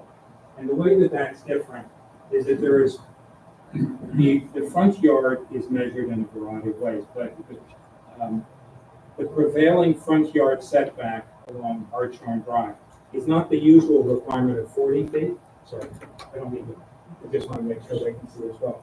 So it's not the usual requirement of 40 feet. The requirement is 49.7. And so that's the line. And so there's no change to the impervious surface coverage in that required front yard. The other way that it might be interpreted is take the closest point, and that's 52.7. And if you draw that line across, those two landings are behind that as well. Then, I have a related question. Yes. So, are there any additional future plans in this area besides these two new landings? Not that I know of. Are there? I mean, the thing is that right now, on that side, it's mostly just siding. Let me just get from that side. And what we were doing,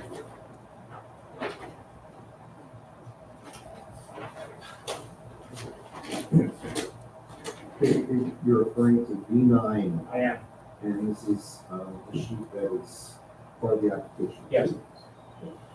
And what I'm showing is that this, although the address is 46 East Hartshorn Drive, this is what it looks like. That's technically, by the address, that's the front of the house. We felt that as a part of this project, assuming that that there's enough money for everything that we want to do, we thought it would be nice to improve the appearance of this part that faces the street. Either improve the appearance or hide it, because I don't think that's an attractive presentation to the street. So in the family room, flanking the fireplace, we put French doors on each side, a landing and then a step down, and two windows above in here. And then we took out this window up here, this round one that's in one of the bathrooms, and we put in a conventional window. So you are aware that by adding those two doors on this wall, Mm-hmm.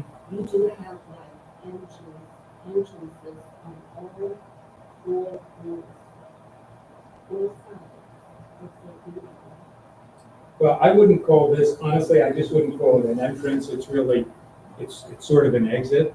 I mean, that's, because there's nobody coming off of the street to get into there. It was really just a way, whether they want to let the dogs or Yeah, something. and also for internally, how the layout of we just trying to bring more light because the other windows are the ones that are closer to. We have some significant limitations as to what we could do in the front yard. Like you can't put a patio out here. And these could have been windows. We thought the French doors looked a little bit nicer to get a better balance between blank wall and the combination of fenestration, which is doors and windows and so on. So it was something to try and put some effort into beautifying the house on that side. So I don't know if that answered your question, but I'm glad to answer any others. Okay. Thank you. Any other questions from the audience this evening? Any comments from the audience regarding this application? Come on now, I'll swear you in. You might have previously sworn in. So, Just work on talking about the income, then we people keep on the trip. And then, I'm just ready for research on that. So, good evening. My name is Laura Lane from the International Drive. I was here 2 weeks ago to raise several concerns we have. And I'm here tonight to provide some further comments on the proposed revised plans. So first, I want to say that I fully understand, I'm sorry, John and yes, you know, I understand they want to improve their residents who wouldn't, right? And they're here to present their, desire to improve their residents, and I'm here to present some of the concerns that we do have about their proposed, additions to the building. And also, first, allow me to respond to one of the things you mentioned in your speech about the generator. So I think that was several years ago during COVID, right? So my husband, he did a little bit of research when he found that we were doing a generator for the house. And he found that there was an issue with the distance. So if everything was in compliance with the regulation according to the township regulations, it wouldn't have interfered at all. So I just want to let you know that it's not because we feel it's too close, or even if we feel it's too close, but if it's in compliance with the township regulation, we wouldn't have reached out. So just so you know. And I appreciated that you mentioned that our neighbors have always been neighborly. I appreciate that you said that. I remember that we have been neighborly as well. Remember that last time that you want to redo the fence and put on those trees, we didn't say anything because I think if you think it's a good thing for your house, then you're fine. We're happy that, so just so you know. Okay, so regarding the proposed additions, even with the new revisions, the proposed two-story addition in the back will still result in oversized building, as everyone agrees, right? The FAR exceeds the maximum ratio allowed. As I commented 2 weeks ago, this rear two-story addition will make an already suboptimal situation even worse because I think the architect mentioned that we would have to take photos in the Bay Area to see part of your building, which is not accurate because the Bay Area is our breakfast area. So basically, when we are not receiving guests, the four of our family, always, eat our breakfast, lunch, and dinner in that area. So because we have this round table, two of people, how we are seated around the table, two people can clearly see the back of your building. So including the newly proposed addition to the back of the building. just so you know, that's what we actually can see the new addition. And the proposed addition in the back will increase the non-conformity of an already non-conforming property. By that, I'm referring to the fact that, the building is only 10.6 feet from the property line. Although you mentioned it was built back in 1988, and back then there was no 16 feet setback requirement, but right now, by current standard, it is non-conforming, right? So it's grandfathered in, so we don't have to do anything about that.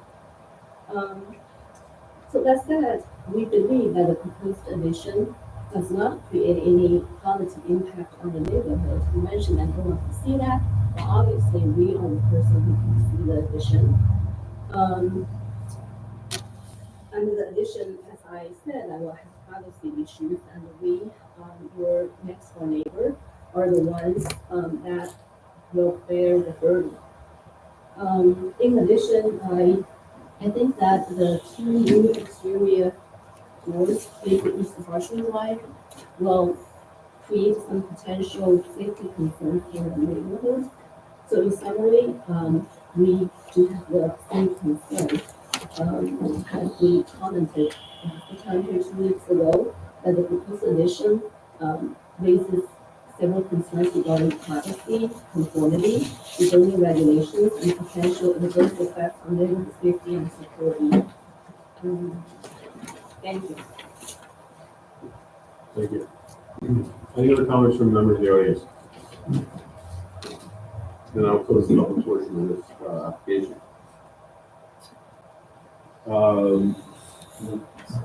As Mr. Wilson stated, this is an a variance, and we use the land use law requires 5/3 of the votes. We have 6 board members, I believe, that are eligible to vote on this application tonight, Eileen. Yes. So I guess the first question, before we can start deliberating, is whether the applicant desires for the board to engage in deliberation.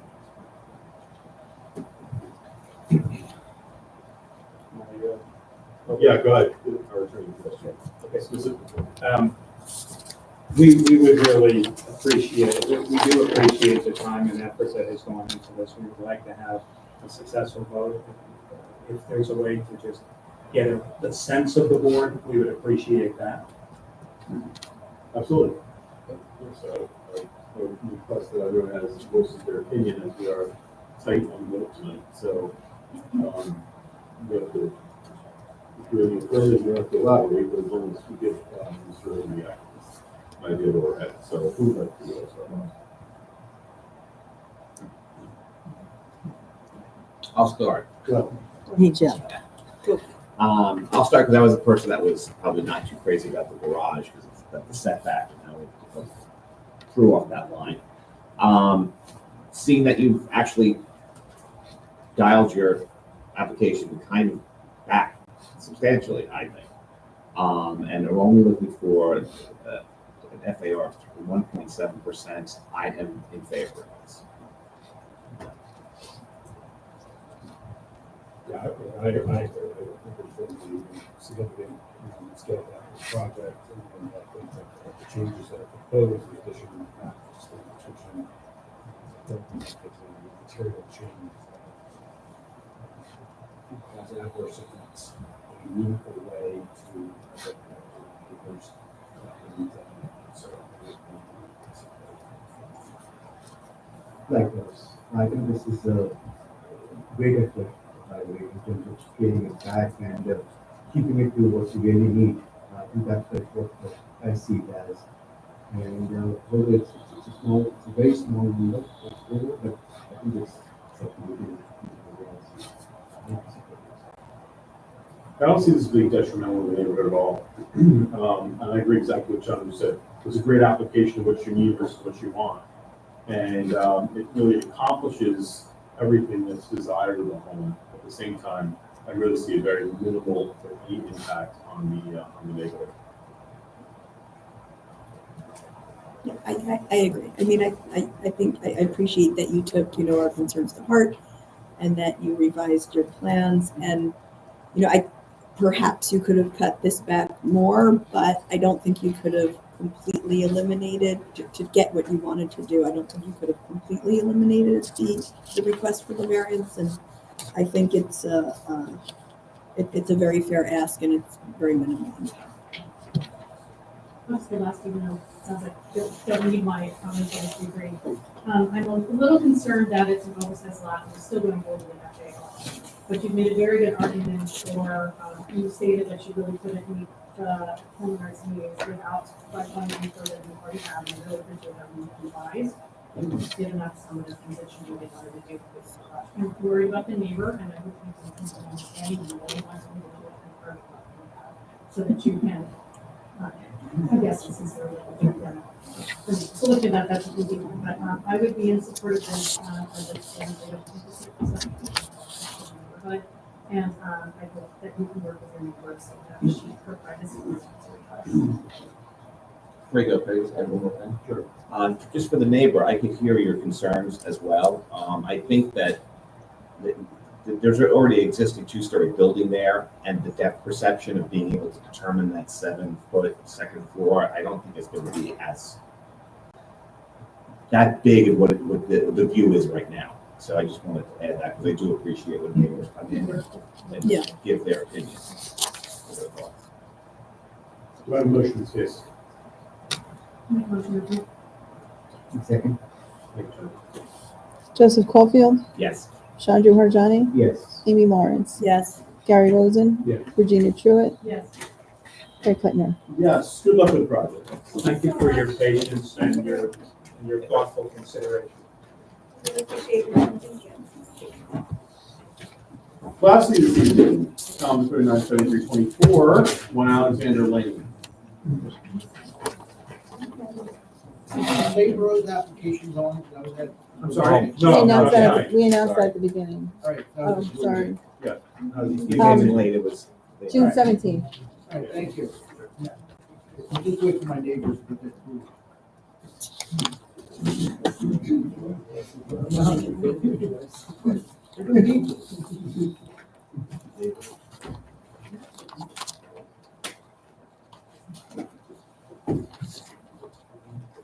Yes. Okay. Perfect. Okay, thank you.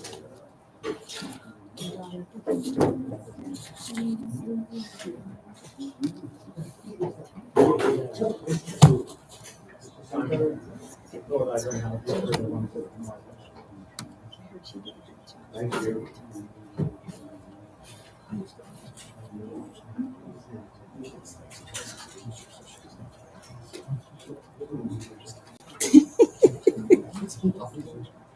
It's never off. These walls hear everything. I'm sure. I didn't say anything that I was saying. If they don't, your phone is listening to everything you're saying That's anyway. Everything you have is listening. There's no escaping. And televisions, they're doing nothing. It's kind of scary. If you have a conversation. Jeez. You can live in the pool house. Did you give testimony on the 15th? You presented testimony on the 15th, yes? Who's that?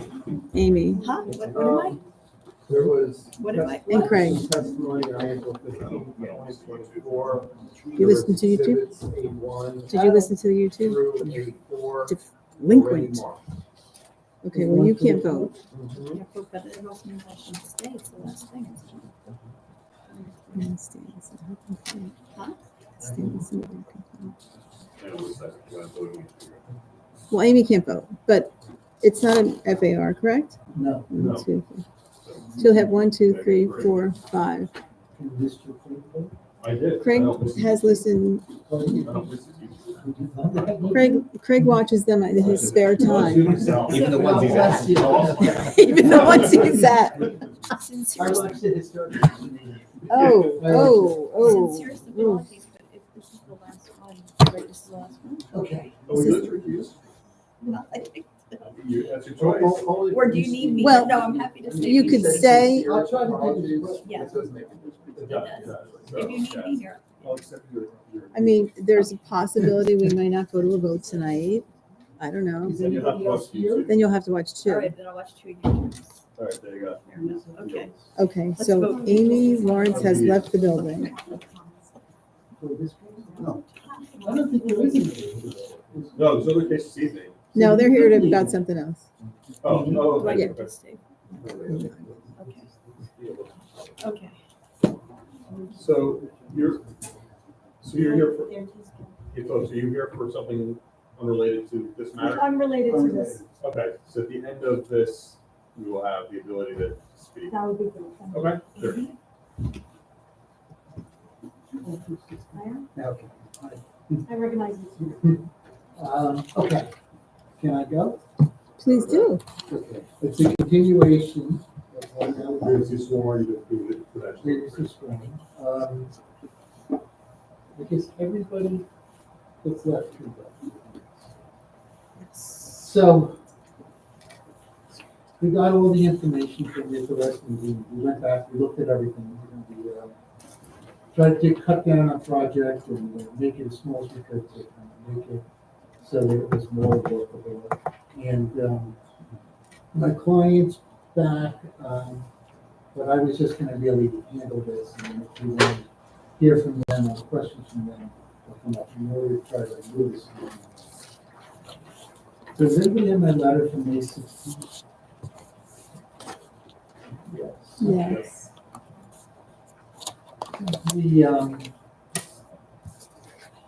What we did is we modified the circular driveway. It took off 952 square feet, which is kind of huge. It's actually 5%, a 5% reduction in taking the lot coverage from, and I think it was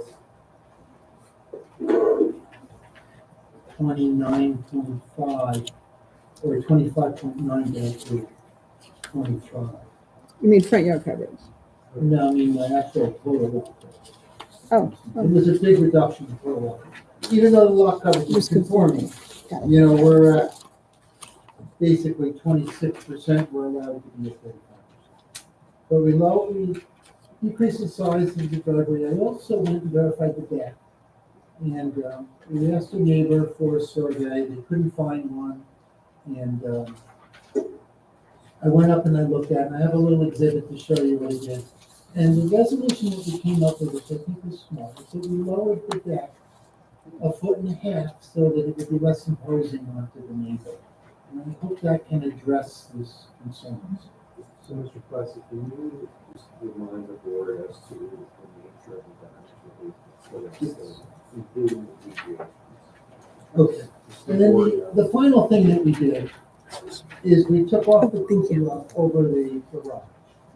And I kind of would actually like to leave it, but I kind of thought there was a little discussion that you wanted us to remove it because we, to make the garage make the garage look really small and still.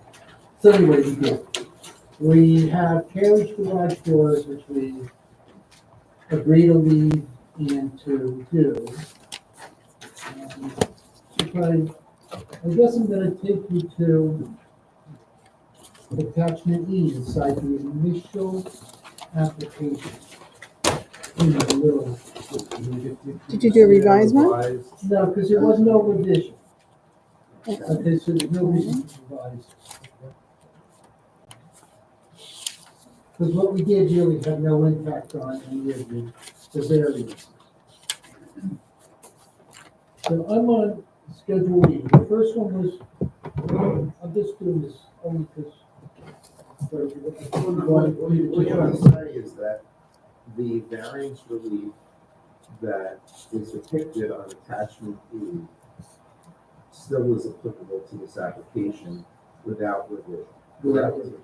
Right, so notwithstanding the changes per the May 16th letter, the deviation still remains. Yes. Go ahead. Okay, the front yard setback request for the Alexander site is still 3.99 feet, let's say 4 feet. The side yard setback required for the deck is still 6 feet. And the garages are prohibited from facing either of the streets on a corner lot. So our request is to put the garages in front, because the owner really wants the house to identify as White Oak Ridge Road, not identifying as Alexander. So I'd like to enter this board A5, 85, I think. So, Mr. Sullivan. A5 it is. So it's my A5. It's, on the top is the existing driveway. It's about 15. What, just identify what is A5?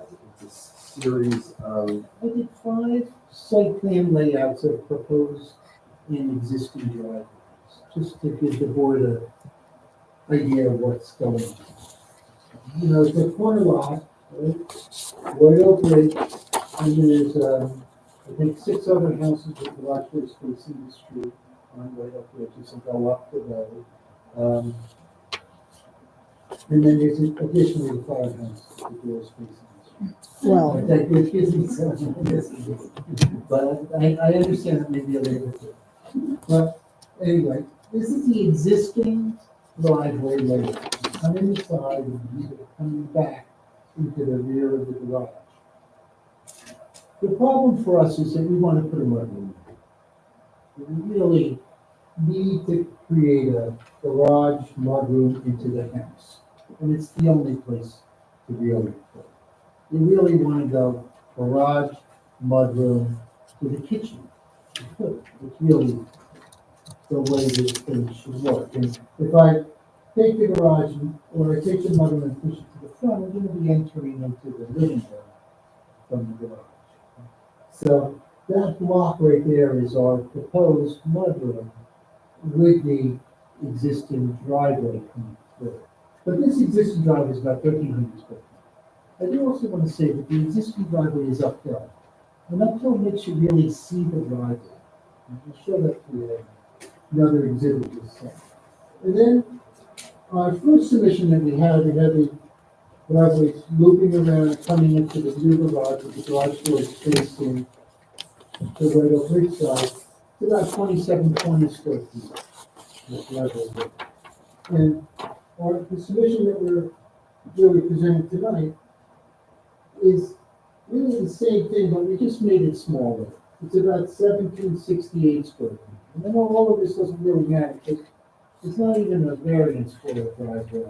And remember, our lot coverage is really way under. But making the driveway smaller helps to minimize the visual impact. There's no doubt about it. It's also true that from the street, the house goes down.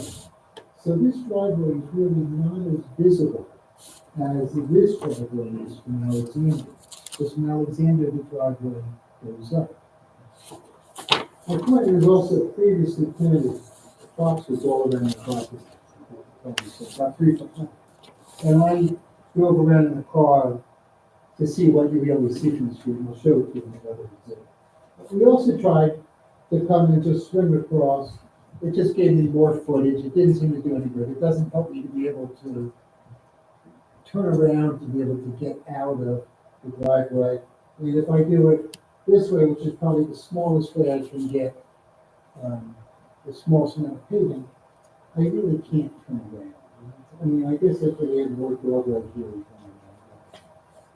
It seemed just at this point, what was there's just no real problem with the circular driveway, so we left it. So tonight we're really presenting this scheme on the revised drawings that you have in front of you. I come to my exhibit, I guess, A6. The new one.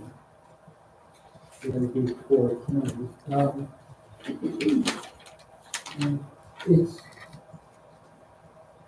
pictures, photos around the site that were taken about 3 weeks ago. I'm going to say May 10th.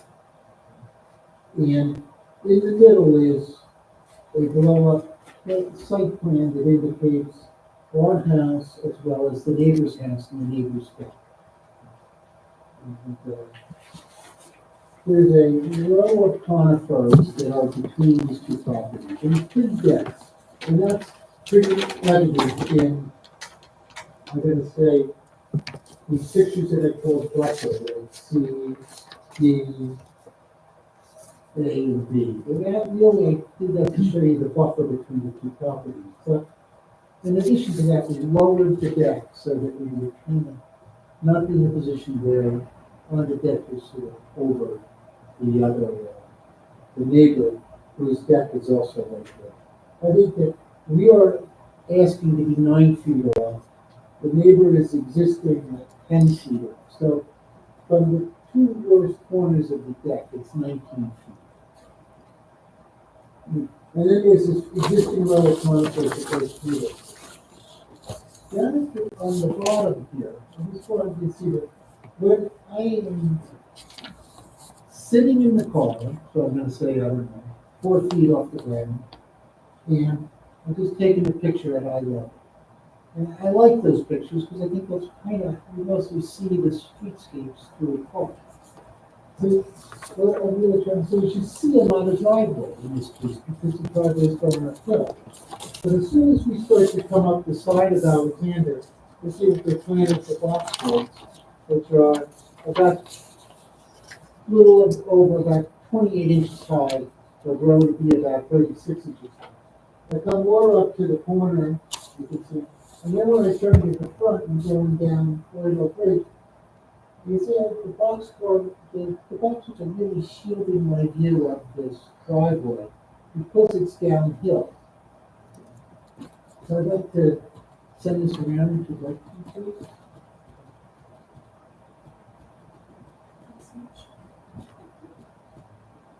So,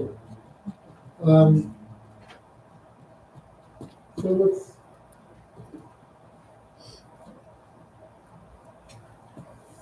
So what's your new plan on this deck? Yeah, I was just gonna ask that. The deck is, How far above grade is it? sorry, How far above grade is the deck? Yes.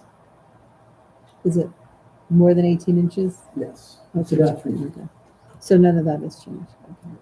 It's 18 is what it needs to be. It would have to be less than 18 inches above grade, then it would only have to be 12 feet off the property line, but since it's more, it has to meet the house setback, which is 15. So it looks like it's more than 18 inches above grade. It's about 3.5, 4 feet, 1, 2, 3, 4 steps up.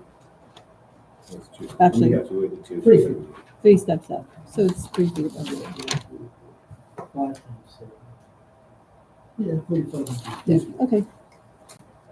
Can I question you just real quick, Tim, on top of that? On your BOA 3, your deck finished floor elevation, you have a 282.14.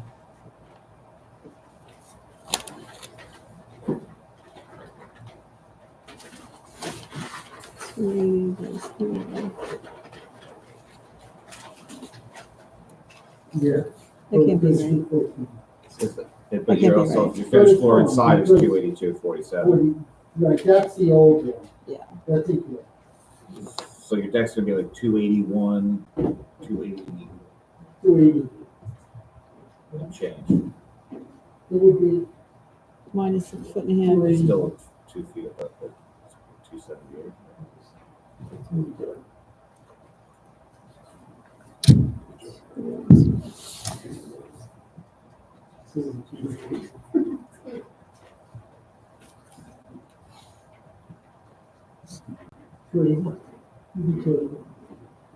Yeah. 280.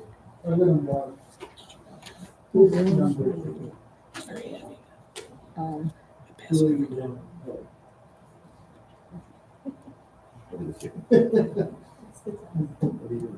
Please don't worry about it. Deck height is different than BOA 3. the deck height is incorrect on the board. Is the deck height as correct trigger variance relief? It's already in variance. We had it. It already, I thought it might lessen it if it was gonna be more at grade level, but it's not, so it still is required to be 15 feet where 9 is proposed. If it was lower, it would only have to be 12 feet off the property line, but it still needs to be 15. So the variance relief is unchanged. Correct.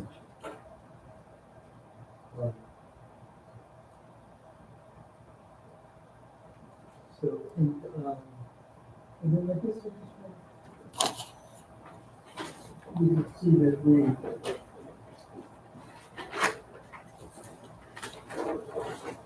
removed the cupola on the left side. It's really a one-story mass in terms of the violation that we're seeking for the Alexander side, which is kind of being a little bit worsened because of the 2-foot projection of the fireplace into the existing garage space. The building height, so everybody knows, is at 28 feet. We're allowed to be at 32 feet. We're 4 feet under. It's not a massive building. It's really an alteration. It's a big site. It's about 21,000 square feet. It's a really big, a big building. As big as the building that you saw in that last application. It looks like a big box. This one doesn't look like that. This is a well building and has all the hardship of a corner lot. I think the requested relief makes sense in this case because the busy road that allow us to get back out with the associated driveway. It does seem to me to make a lot of sense that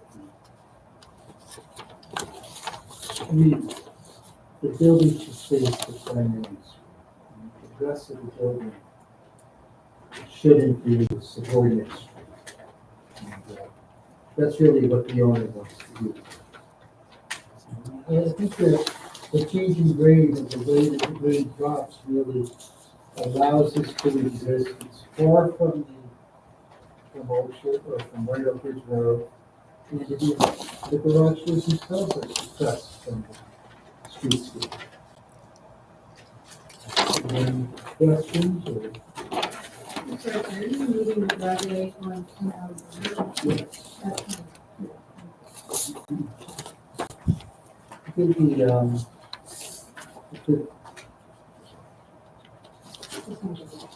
what's the distance? Lot coverage is, all the coverages are extremely low. The floor area is only at 18%, where 26% is allowed. The lot coverage would be at about 25.9. In the previous application, it was about 30.4, but 35% is allowed. It's all very under. The building coverage is at 11.7%, whereas 14% is allowed. This is really more of a problem related to the existing location of the building and the fact that it's a tiny lot.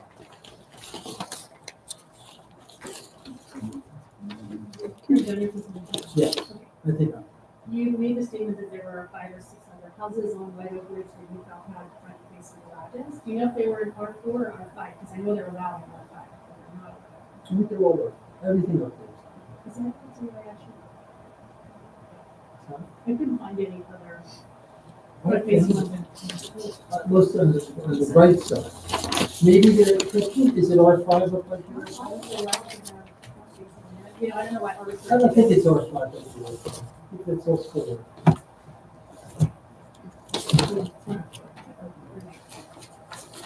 But anyway, we agreed to get like a really big garage, terrace garage for the, I'm only speculating why they're thinking of variance against front facing, I'm guessing it could be on the back of the street.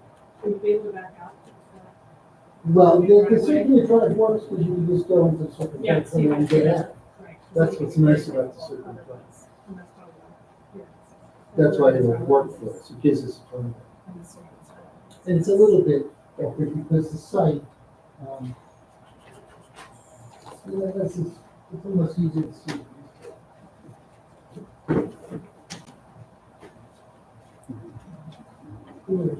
the site sort of rear yard is over on this side of the property. It helps us to get a little better access to that side of the property. And would you be It's a able to tough double park on that, at the top of the, where that H curve is, so we have room for 2 cars there, or what? We do not be able to. And what is the difference there? And you're not, you can't do it working. 17 is the width from, of the where the H Is good? Yeah. Yeah, let's go. 12 minutes, a minute. So in referring to A5, the top right is what you're proposing? Yes. Any other questions, Mr. Plessis? Are you also proposing the same landscaping that was initially proposed? Yes, yes, we're proposing to landscape. And the boxes we just first started doing. For the final term. Any other questions? Any questions from the public regarding the application? Any comments from the public regarding the application? That was our public portion. Board members,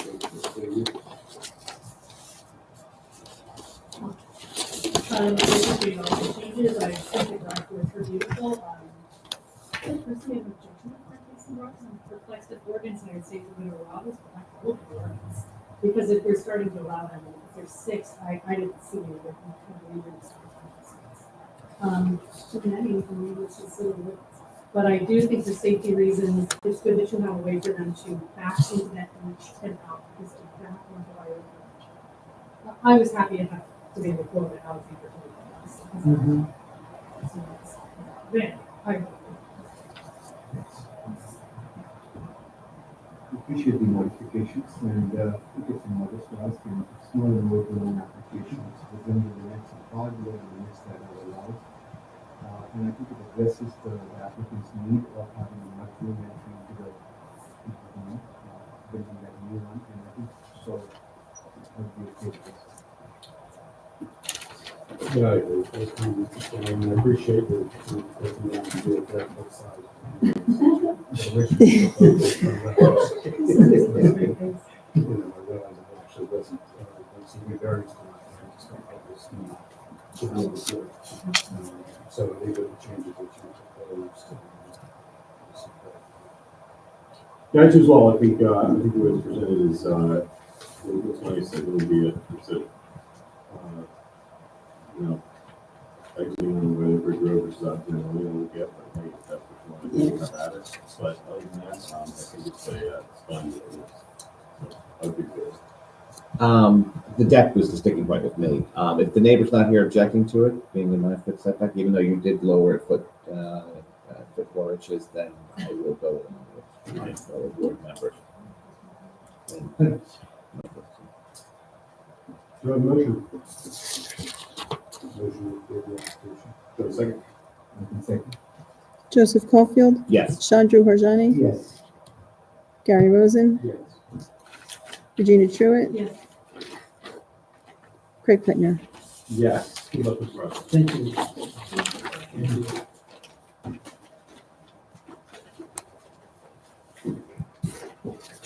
Are there any comments in the audience that are not on the agenda tonight?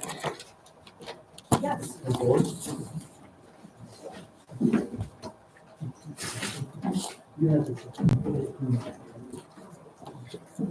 Hi. Yes.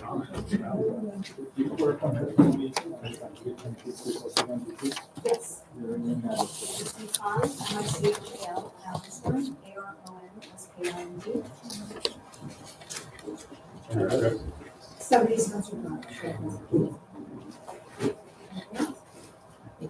First of all, it's very nice to see how due process works here, where people come with proposals and you do back and forth and comments and questions.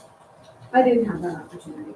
I'm standing here tonight because I was not afforded the opportunity to do so on November 6, 2023. The hearing date for the construction variance on the property abutting mine on 66 Spencer Drive, which brings their house several feet closer to the property line. Since I was not present at the meeting, and neither were numerous other impacted neighbors I spoke to, Concerns regarding the construction and the proposed variance were never addressed. Since I was not present to contest their application for the variance of the additional setback, it was approved and the construction would have restarted too. I did not attend the hearing on November 6th because me and several of my neighbors did not receive proper notice as required. Our notice came on May 26th, last Wednesday at 8 a.m. Then we woke up to the sound of chainsaws cutting down 4 majestic trees on my neighbor's property. I immediately went to the town building department and spoke to Irene, who provided me with a copy of the letter of the notice that I never received, as well as my certified letter confirmation of my notice, which indicated that delivery was made to me on November 16th, 2023, 10 days after the hearing. Though I was told that sending the notice was all that had to be done by the applicant, the very document I was shown, taken from the zoning department's record, indicated that delivery was made 10 days late, clearly providing that I did not receive notice of the hearing in time to attend, therefore depriving me of any due process to be heard. Eileen suggested I take the matter up with the post office, which is exactly what I did. I went to the Short Hills Post Office, had them look up the certified letter tracking number, and learned the following. Number one, the certified letter of notice was indeed never delivered to me on November 6th, or ever for that matter, because the letter was actually returned to the sender on November 16th. The sender, being either the applicant or the architects, two parties that share a joint interest in not having the construction and the variance contested. Needless to say, this returned letter was never forwarded to me, and I was never informed of it. Therefore, either the applicant or his proxy must have known that I was not given notice of the hearing, thereby begging the question of what satisfies the necessary prong of the service being made. In this case, the service was not satisfied, since it was returned to the sender, meaning that it was effectively not delivered, raising the question as to the applicant's responsibility to re-deliver it. The postmaster of the Short Hills Post Office signed an affidavit affirming this. Additionally, I spoke to the abutting neighbor on the other side, Mr. Leibowitz, who's here tonight, that also had the post office attest to the same set of facts. Again, delivery was listed as 10 days after the hearing, but was never delivered to him, and instead also was returned to sender. In other words, the only two abutting side neighbors to 66 Spencer Drive never received any notice of the hearing. In addition, 9 of the 9 neighbors I spoke to confirmed in writing, that I also have, that they too did not receive any notice, and one additional neighbor confirmed receipt, but in February 2024, which is 4 months after the hearing. All this is to say that, however it came to be that countless neighbors at 66 Spencer Drive did not receive their notice of the hearing related to the construction and the variance application, the fact is that we are not afforded our due process right to participate and be heard at the zoning hearing on November 6th. Since time is of the essence, I'm respectfully requesting that you stay the construction until we can have an expedited hearing attended by neighbors that will finally have their voices heard and be afforded the due process that we were not granted over 6 months ago through no fault of our own. Thank you for your time and consideration. First of all, thank you for coming. So, couple of things on this. First of all, sort of working backwards. So this board has zero enforcement power. We have very limited powers under what's called the municipal land use law, which is part of this thick book. And those powers do not include the right to stay construction, stop construction, issue stop work orders, and the like. So that's one thing that we cannot do. Working backwards in terms of the notice to property owners.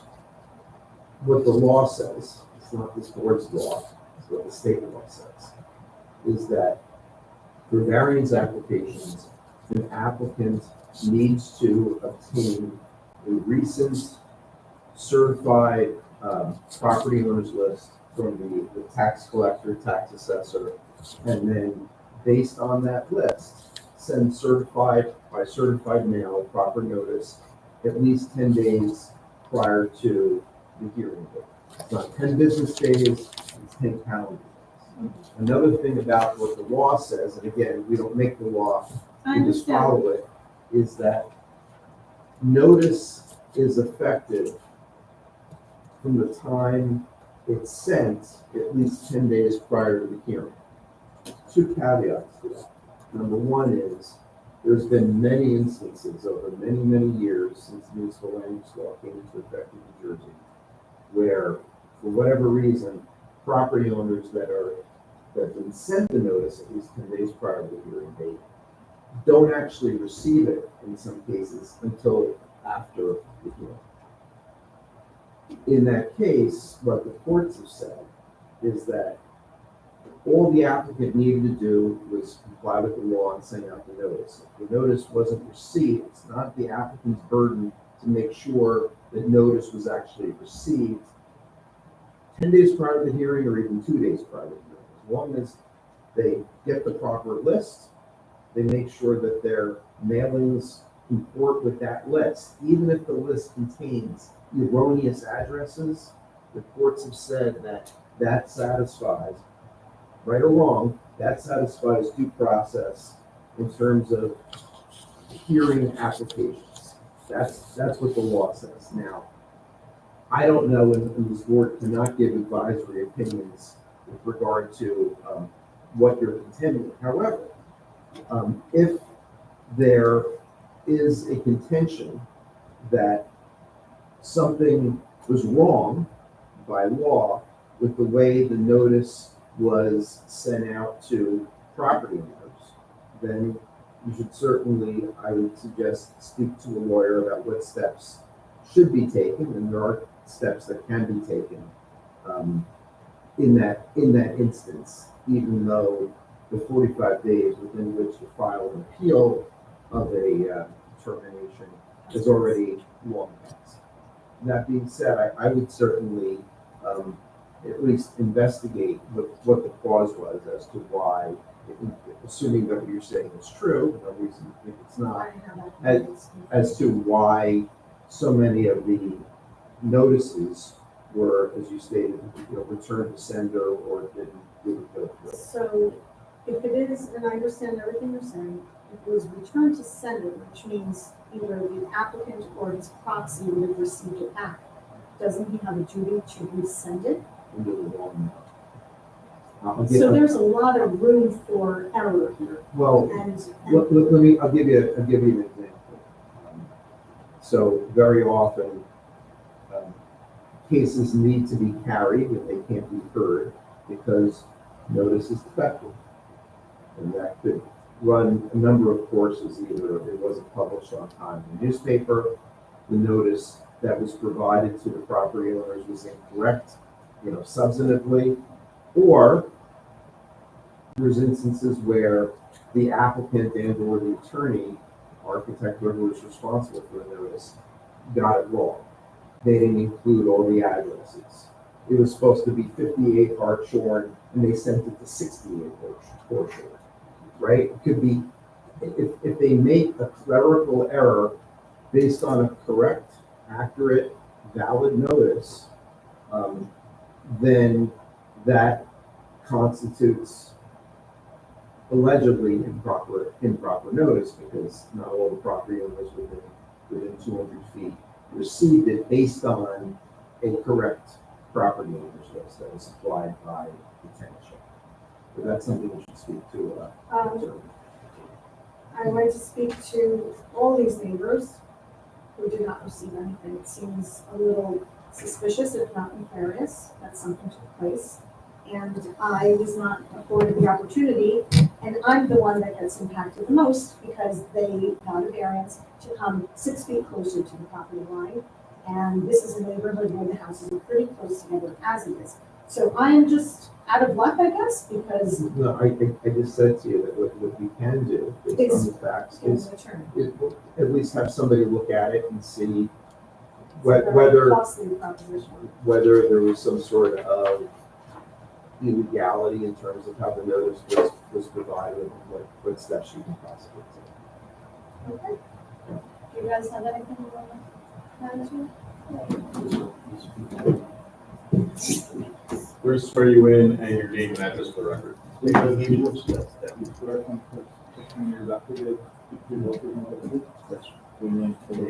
Legal, it's LEIBOW, My wife and I. Your address? For East Road. My wife and I have lived in East Road for next month will be 31 years. We've had 5 different neighbors there. And these neighbors moved in about a year ago. The first thing we did is remove the privacy screen that we have. We cut down all our pine trees.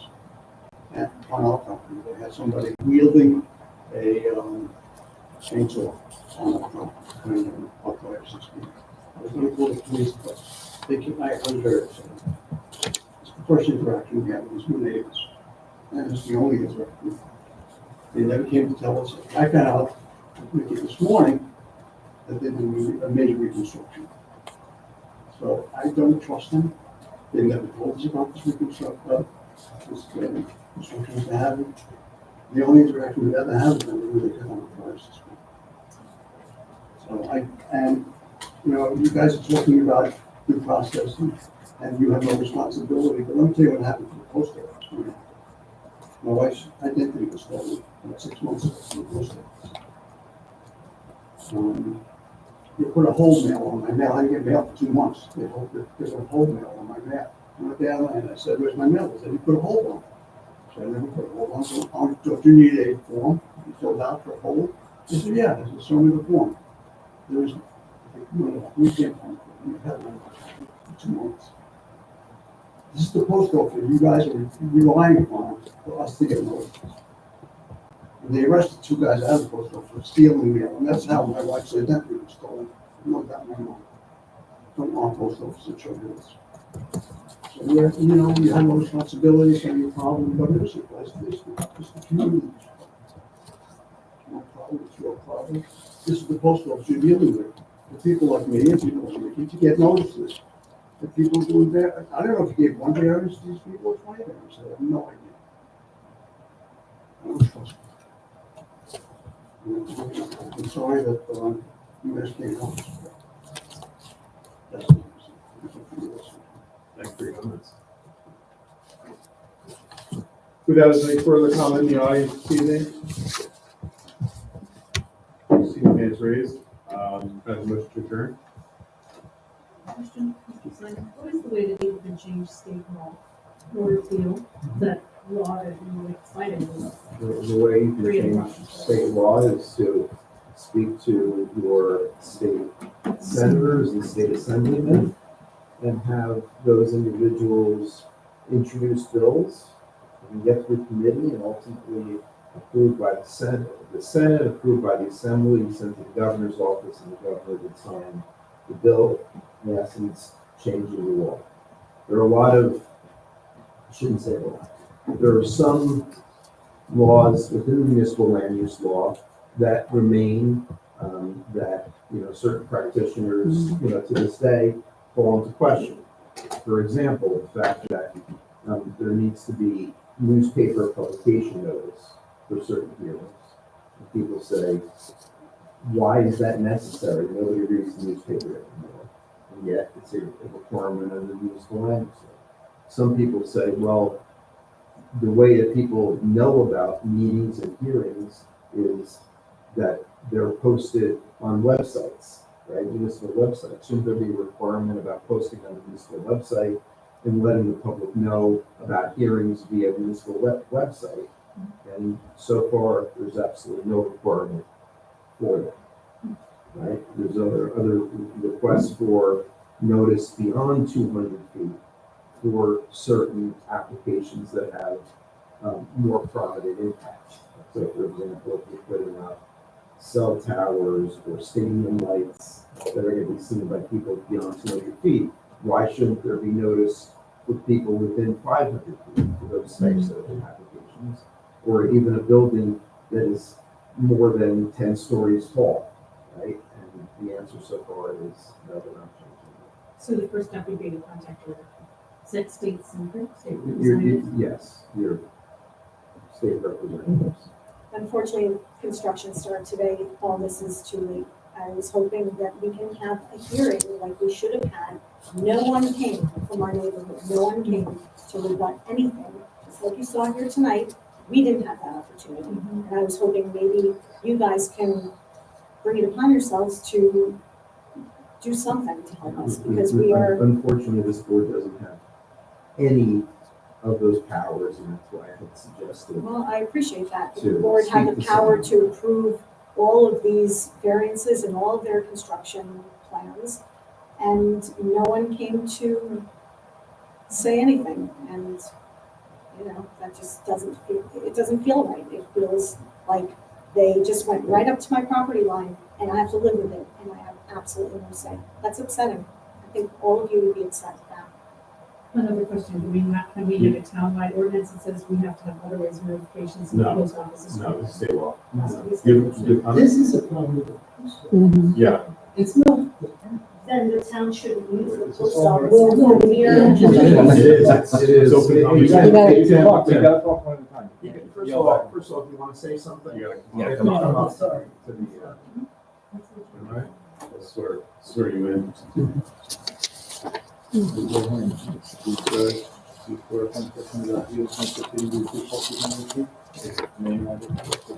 Tim Plessy, 38 Shelby Road, Shores. The post office is terrible. I mean, that's, it's for everything, just, you know, I had the same where I had fraud with the 10 checks that we got, didn't say anything. And getting them to even do the certifieds is impossible. Gotta do 10 at a time. They make you go to I the back don't know of the what line. it is, It's it's the crazy. post office. It's crazy. We call, or my wife Sharon, who gets a little aggravated with all this, You can- calls you know, she calls like the councilman or something, she calls somebody, not in here, I mean like the assembly room. And she gets a little action out of the post office. It takes town to lose $6 billion a year. But there were These stories post are office, not. it got worse. Yeah, hey guys. Just one question. Hold on. For me. We have a court reporter, one at a time, please. Go ahead. I was waiting. When I was a rookie attorney, the first application I had for the Department of Planning Board, I had to show up with 98 slips, like the certified mail slips.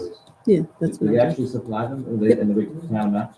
I do. It's the board attorney, in my hearing, actually sat there and counted them all out. What we do is Eileen has them. Okay. And again, the key is that you look at what was actually sent, there's what's called an affidavit of mailing, right? It shows I affirm that on this date, which is at least 10 days prior to the hearing, I sent by certified mail to these addresses, right? We provide that affidavit.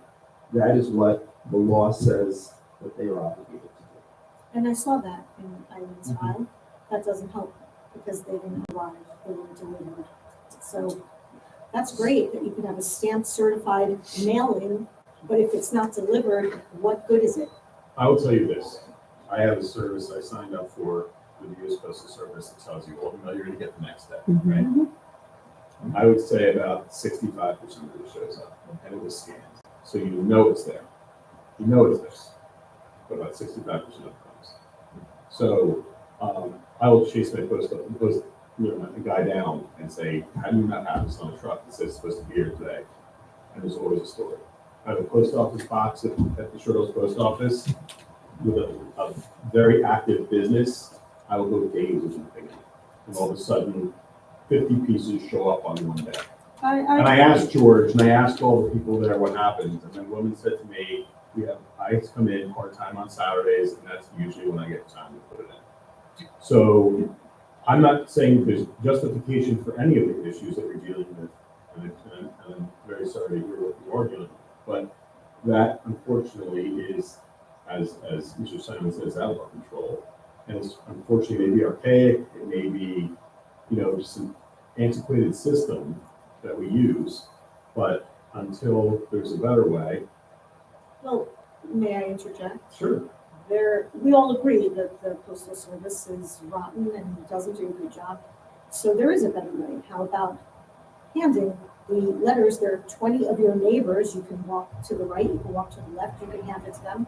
But the problem with that is that there is no receipt of that. So the actual certificate that's filled out is technically the receipt per the ordinance or the law that says that it was made an attempt. Remember, they're like Evel Knievel, they're paid for the attempt, not the actual execution was done. Okay? So they get paid for the attempt. And whether you get it or not, that's a whole other thing. And it's not required to be single cert. It's just certified. It doesn't have to be return receipt. And it absolutely should be, because that would, all these problems would not, I wouldn't be here if it was certified return receipt. Then they would know if I got it or not. If they didn't receive it back, they would come to me and say, hey, did you get the letter? And by the way, this neighbor, talked to him all the time, never said a word. Half the return receipt stuff that I get in my mailbox, stuck to the back of the envelope and thrown in the box. So they don't even ask for the receipt back. It's still stuck on it with the return receipt. The guy paid $12 to get back. And it's still stuck to the envelope and stuck in the box. It's shameful, but this is where we are, and we have construction going on right on my side yard. My kids are home from college. They want to enjoy the time in the house, nice and quiet, peaceful. It's not. Trees were coming down, trucks are in the side yard. It is horrible, and I woke up on Wednesday to find all this out, and I didn't have the opportunity to maybe not get a variance, or maybe a million things, but that maybe is gone now. I don't have that chance. Well, with anything, obviously, neighbors are sometimes the best overseers of the project. So, whether or not they could have been deterred from happening is a whole other thing altogether if you were here. Or compromise with your neighbor, whatever it may have been. But I assure you that whether it's the town arborist, the engineering department has oversight. So if there is an issue you see, reach out to town and discuss it. And they will send someone out to review it if you find that something is not being done. Especially in instances where there are trees that are either on your property or are on the common property that are being removed. Too late, 4 trees were taken down. Beautiful trees that shaded my property, taken down Wednesday morning. Before I even understood what was happening, they were gone. That are your trees? No, they were their trees. That's under their purview, and of course, the town forester. Absolutely. And that's a whole nother ordinance that's. You can't touch. I won't go into. I won't go into that. Can't touch. So with that, anything further? Okay, that's all we got. Thank you. And I request motion to adjourn. A second? Second. All those in favor? Aye. Any opposed?